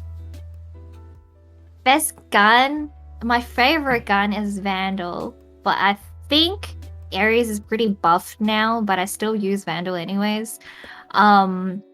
The worst ones are like probably the shotguns. I don't really know them because I never use them, but whenever I play against them, they're so annoying. So I hate them.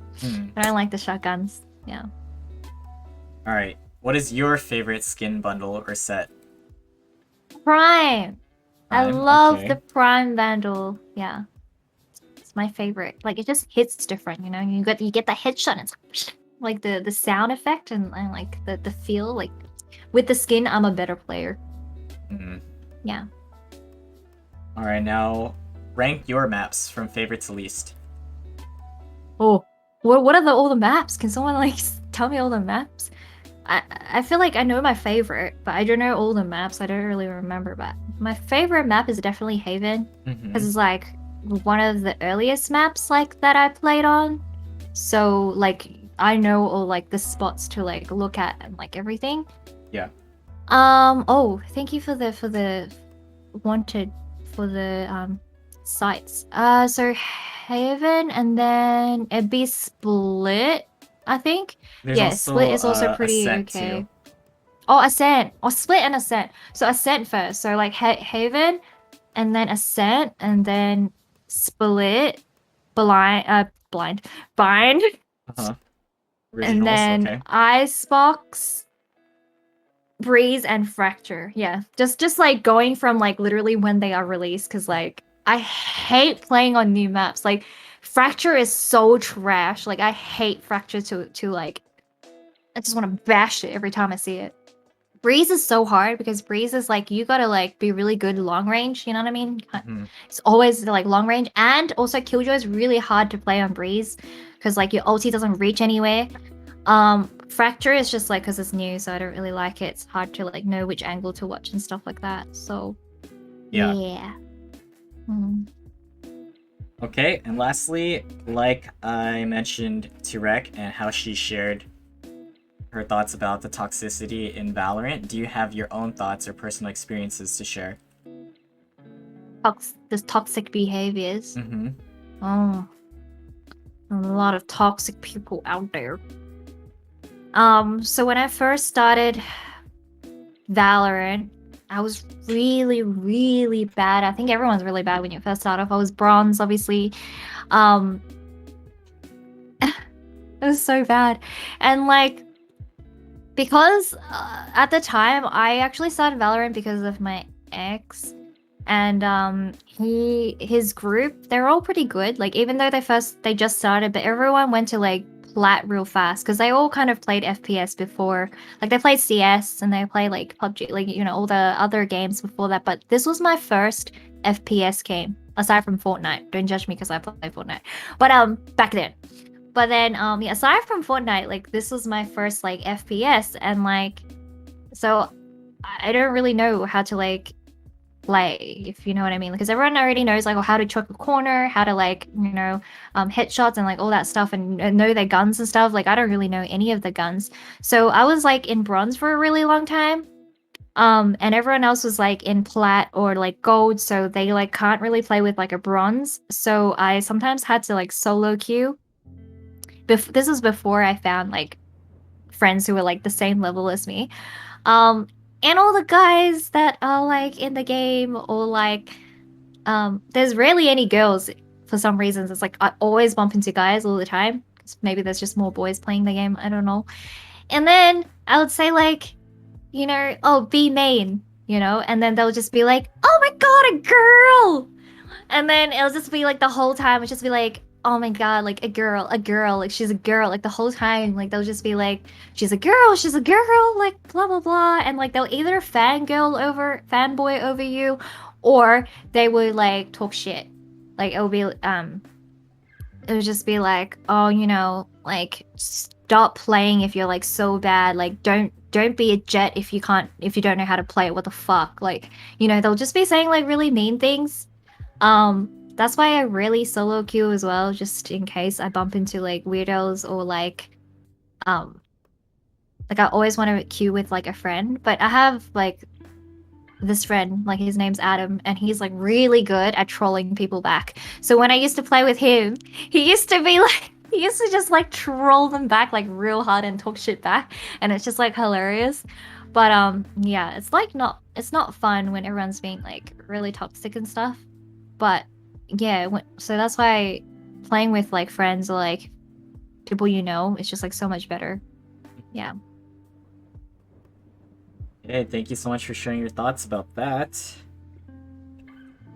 Now, coming down to the final random questions. At this point, if anyone has any questions in chat to ask Sarah, feel free to ask away.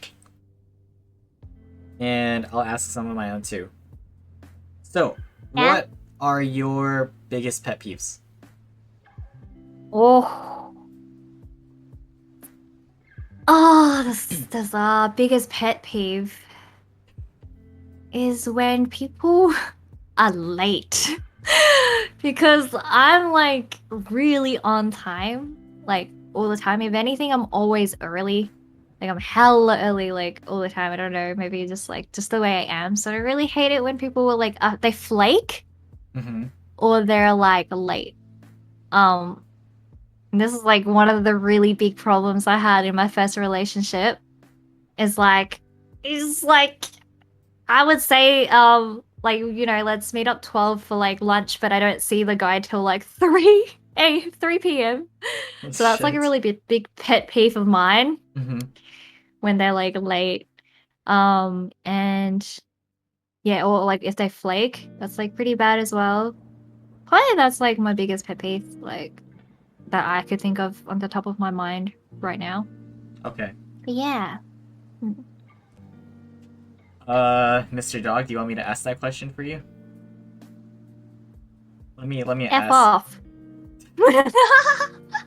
I saw that. F off, doggo. Okay. I guess you got your answer. So, Bryn asked. Wait, where was this? Where was it?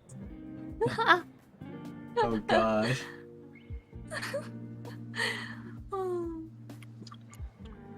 Do you like feet? Like how Rec likes feet? What the heck? Wreck? Wreck, what the heck? You like feet? I not really. Like, there's no specific feet fetish or anything. It's kind of a bong thing, not really a Sarah thing. Alright, question from Kai. Where can I find a Mew Mew in Vancouver? You just gotta send one of those tickets over, called a plane ticket, all the way to the Australia's land and the kangaroos. Pass it to one of the kangaroos will pass it to me, and then I will be there. Alright? You'll be able to find me in Vancouver's. All good. Got you. Just make sure you do that. Okay, question from Hein. Are you mommy? What? Apparently I am. I don't know. Like, I've been adopting a lot of kids recently. Like, I don't know why. Like, it just... I don't know why. Ever since the kid that joined the wholesome kid that joined my Valorant game, it's been like... Everyone's been calling me mommy, and like, I have all these kids under my skirt now. I don't know. I guess I'm now the new mom. I didn't really sign up for it, but now like 13-year-old kids and 15-year-old kids love watching me. Don't know. Maybe that shows my maturity level. I don't really know, but yeah. Okay. Next question from Rec. Are you actively looking for a relationship? No. No, I'm not. Okay. The end. Because she Not asked, actively. where do you see yourself in 5 years? In 5 years, I'm hoping to be able to buy my first investment property, hopefully either this year or next year. I want to diversify my like I want to be able to look after my grandparents. Like that's the reason why I want to do all of this. And learning how to invest in stuff is like what I really want to learn. I feel like I'm just like super traditional. Like I save all my money and like I don't really invest in anything. So I want to like learn about how to invest. I want to look after my grandparents and hope that they have the best health in the next 5 years. I want to thrive in my career that I have now, in the banking industry. So we'll see how we go with that. I'm not really sure what the end goal is, but that's my main 3 goals at the moment. Yeah. Awesome. What is your greatest fear? Yeah. Oh. My greatest fear is anything that happens to my grandparents is number 1 for sure. Mhm. I don't know. Like, me and my grandparents are literally like we rely on each other so much. Like, they rely on me and I rely on them. Oh my god, that clip. That is a fear. So that's one of my greatest fears, like losing them. And I try my best not to think about that Mhm. as much as I can. Other biggest fear is I'm really scared of like just bugs and stuff, like spiders, and we have a lot of spiders in Australia, so it doesn't really help. And like sometimes I get scared of ghosts and stuff, and I scare myself in the middle of the night when I see a shadow and stuff. So yeah, I'm scared of those things. Okay, what would you define as your best trait or characteristic? Mm, I think I'm the type of person who doesn't give up, and I think that's like a trait that really followed me since I was young. Like if I were to give up on Chinese or if I were to give up on like learning like English and all that, like it would have been a real struggle in my life. And I feel like a part of it also comes with like me being able to adjust to things really fast. So like having to move from Hong Kong to Australia, back to Hong Kong to Australia, like it was like really like hard, like having to make new friends all over again, having to like go to a completely new school all the time. And if I wasn't able to adjust to like everything and like be so persistent with everything, it'd probably be really hard and it'll break me mentally. But I've learned from all my experiences and from my grandparents like always encouraging me that like it's okay if you fail and it's okay if you don't do well, but you need to always try, like no matter what. Even if you fail, you should still keep trying because you I don't know, but in Chinese there's a saying called like teach you with more saying sama. I don't know if anyone knows, but it's like pretty much saying like as long as you work hard, you'll get to like the end goal that like you want because you've put in the effort in it. And that really like reflected in my studies in terms of like obviously moving so much in different like countries and stuff. I like caught up with all of that, and also with work as well. Like getting to where I want to be right now was like a lot of hard work, from not like actually like relying on someone else's connections or anything. Like I went for it myself and like tried for it myself, kind of thing. So yeah, I think those are like the traits. Okay. Question, when will you play Pacify again? Fudge off! I'm never gonna play that again, ever! Ever in my life, no. That was so scary. You don't understand. Like, that was so incredibly scary. And I was so close to giving up in the game, but I didn't. Positive trait. I didn't give up and I played till the end, but I had such a horrifying experience and I would never want to do it again. The end to that. No. Hey, Hein asked, when are we playing Stardew? I'm gonna play Valorant next stream, and then I think at the end we'll play a bit of Stardew. Like I will definitely play Stardew this weekend. So, yeah, no worries with that. Part 2 Stardew. What would you consider as your greatest accomplishment and greatest failure or regret? Greatest accomplishment is probably graduating from uni. That was like the first time I felt like, well, not the first time because my grandparents have been proud of me, but like, so my relatives there was some of my relatives, I'm not going to mention who, but like they didn't believe in me like at all, and they always looked down on me, and they always like compared me with like everyone else, and it was like really hard because they always thought that I was fake studying, and that like I was always in my room for like no reason. I just didn't want to like socialize or whatever. But I wasn't. I was trying really hard to get into the uni that I wanted to go to. So like they would always like kind of like, I guess, talk shit like all the time, and like for me to like finish uni and to prove to them that like I made like I like graduated, it was like, yo, in your face, beat. Like, but yes, so it was kind of like a really good accomplishment to show them that like, you know, I did it. And like my grandparents' smiles on that face, like on that day, was just so amazing. And my mom actually came.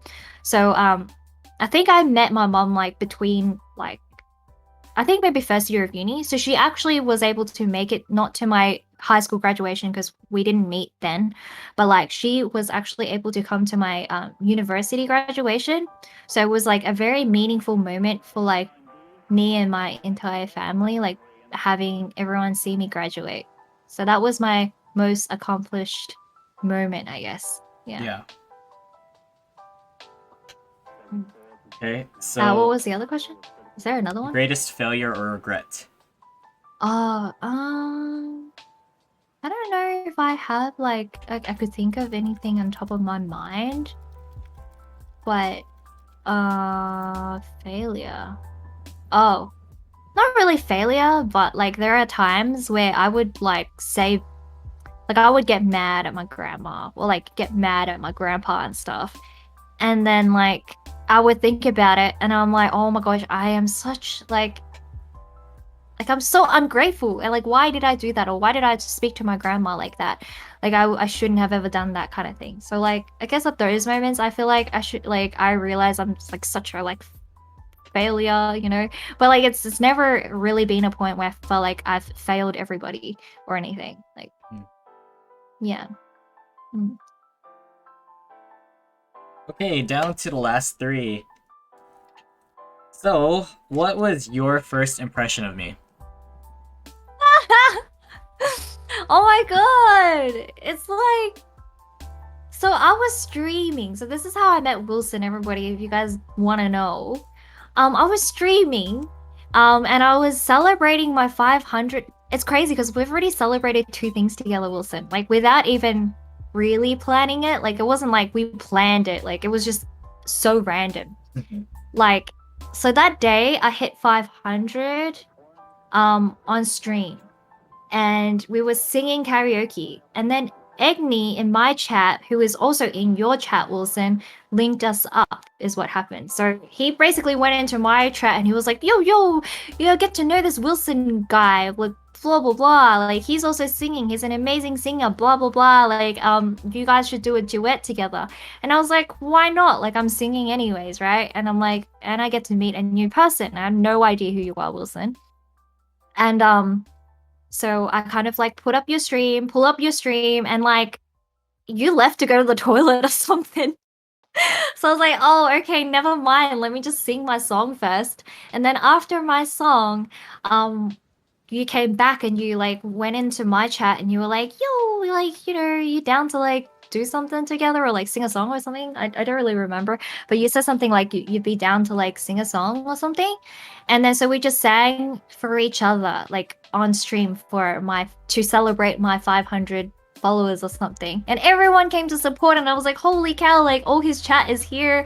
And I met Henny, and I met like so many people from your community, like angels from your community. Who else? Like comment here if you're from Wilson's community. That's how you found me. And yeah, and Espresso found you. I don't know if Espresso found you off me or like how, but yeah. So it all kind of happened like so randomly. It's like it's fate, kind of like. That's what I mean by like fate. Like it's just so random. Like what are the chances that I'm streaming at the same time that you're streaming? Because I only streamed once a week at that time, and you were streaming at the same time as me, and I'm like Australian time and you're like US time, right? So that was the first time we met, and I thought you were really like, because I've like done collabs with other streamers before, but you are probably like one of the best streamers to collab with because you're so inclusive of everyone and you make the other person feel so welcomed to their community. And so like like I know you from a long time ago. It's hard to explain. I don't know if Mhm. anyone else feels this way. I think you guys probably do. But you feel like you know Wilson like before you know Wilson. It's hard to explain. But he makes me feel like I've known him for a long time, even though like day one parasocial relationship. I don't know. But so yeah, it was really wonderful like getting to know you on stream. And then ever since then, like you've just been super cool. Like every time I'd come by, you'd be like, your shout out to Sarah, like she's amazing. Like you're just really good at connecting people with other people. Yeah. So that's my first impression of you. Very, very friendly, very inclusive, and you have a great community. And you're a great person. That's my first impression of you. And now we're celebrating 700 together. Like that's crazy. Thank you so much. Appreciate that. Okay. Now, next question. Top 5 streamers that you find yourself watching the most. I literally had this on my like stream report or something, and I was gonna send it. I don't know if I did. I don't think I did, but I definitely watched Rec the most. Like, I would be watching Kat a lot as well if she freaking streamed. But like this girl never streams, so I'm always watching Rec. She's like literally the only person that like I feel like I've been to like every single stream of. And then recently like I've been watching a lot of other people's streams. Like I don't know why, but not everyone's very consistent. I feel like Rex's the only person that's really consistent with her streaming schedule. So I always kind of know when she streams, and I'll just pop by and say hi. I come to your stream a lot now, but I only discovered you like quite late. So yeah, and I try to support everyone in like Rex friendship group. So I pop by everyone's stream who does stream. I sometimes go on Bong stream. Who else do I go to? Like I watch Doggo sometimes, so he like never streams as well. Yeah, mainly just Breck to be honest, and sometimes I just pop by like my viewers' streams as well, just to see like what type of person they are, just to get to know them better and like to support them as well. So yeah. Okay. Night Dragon. Here we go. So the last question, you kind of answered this already, but using your connection, who would you like to see as a future guest on this podcast and why? Ah, Potato-san. Actually, I have so many people that I would recommend. I don't know if I can recommend more than one, but like, I think there's a lot of people. Yeah, so I reckon Kat, because like, she's a really, really awesome streamer. She rarely streams though, which really sucks, but like, she's just so like, she's like Rec, like super relatable to me. So it's just like, would be really interesting to see like her background and where she like, you know, where she's from and like what her family was like, what her childhood was like, just to get to know her like on a deeper level. Like I didn't know Rec was the way she was like until like yesterday, right? And it's like there's so much like stuff I didn't know about her and stuff like that. It was like really, really interesting. So I really want to know that about Kat.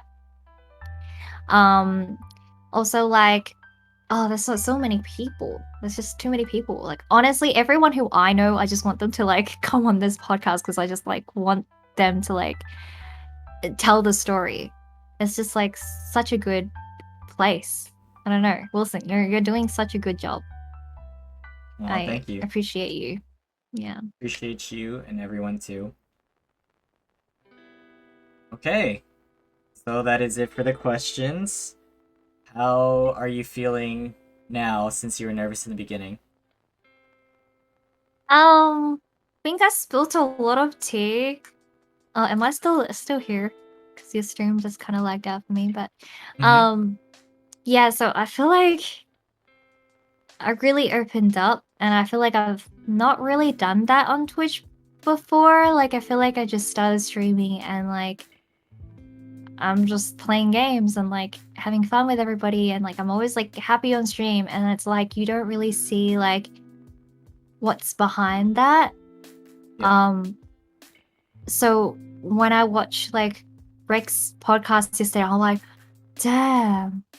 Like, so this is what it was like. And then like today, I feel like maybe some people might feel that about me as well. It's like, oh, Mew's going through all this stuff. Like, she's not entirely all the time always happy, even though I am on stream because I try to like obviously bring the best part of me for you guys. And I think that's what everyone does. Like, you are the best version of yourself on stream, but like off stream, there's a lot of stuff that you guys probably don't know about us. So it's really great to have like a podcast like this where you kind of open up about yourself, your experiences, and yeah, it's like really, really interesting.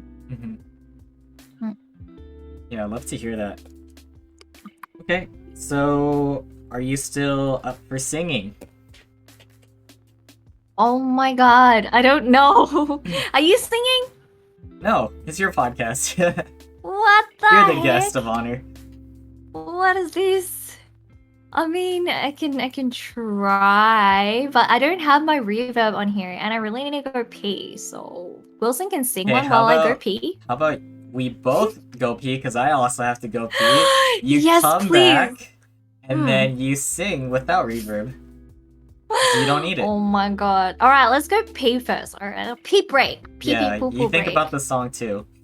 Okay, I'll think about the song Okay. while I go pee. Talk to your bunny. The pee time. No, guys. This is Sarah's time. I could sing some other time. No duets, no duets. Let's let Sarah do her thing. I'll be back though.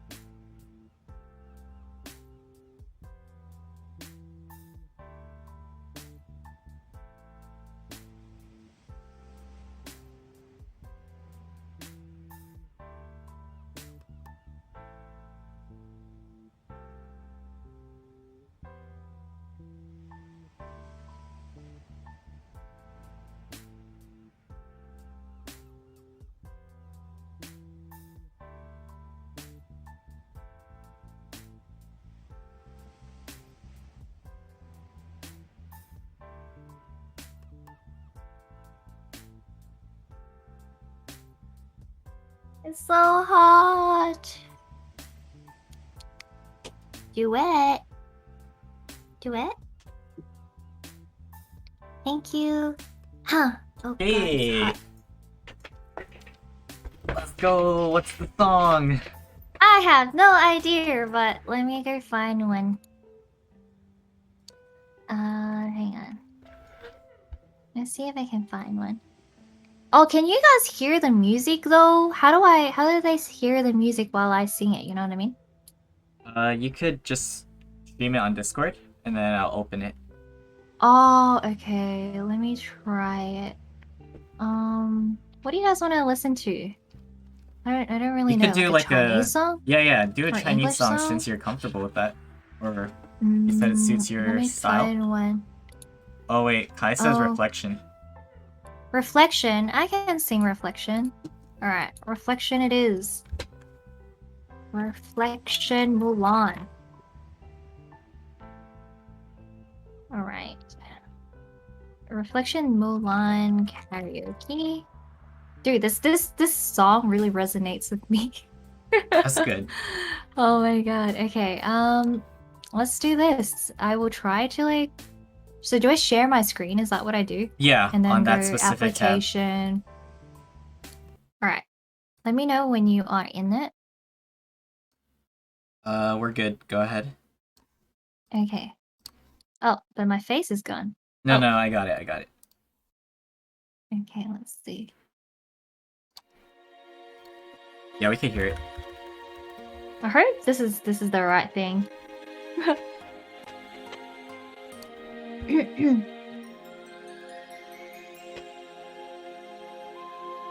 Well, the intro is really long. It's okay.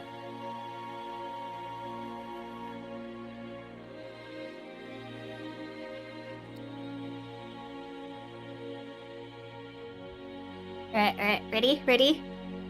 Mhm. Oh shit! Wait, what? Oh, it's happening soon. Yeah. Look at me. I may never pass for a perfect bride or a perfect daughter. Can it be? I'm not meant to play this world.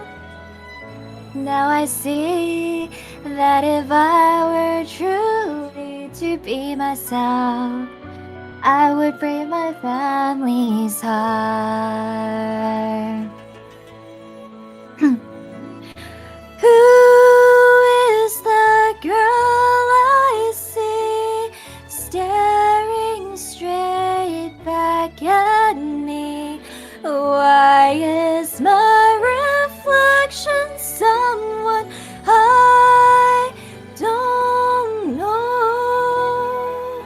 Somehow I cannot hide who I am, though I've tried.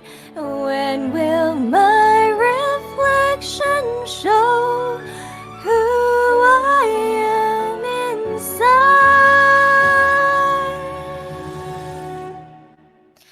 When will my reflection show who I am inside?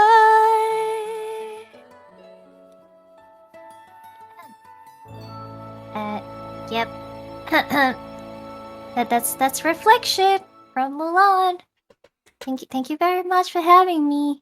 Woo! Bravo! Thank you. Well done. Arigato. That song was too short. Oh, what? That was long, guys. that was the whole Mulan song for you. Oh my gosh. But yes, if you guys would like more songs, like hit me up on my channel. No, I'm kidding. You're right. Exactly. Drop her a follow if you haven't. Exclamation guess, guys. No, but Thank for real, you, thank you for Wilson. that.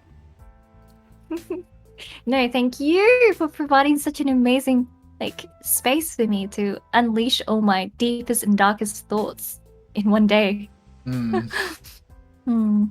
My pleasure. Okay, so I'll close this out for the YouTube portion.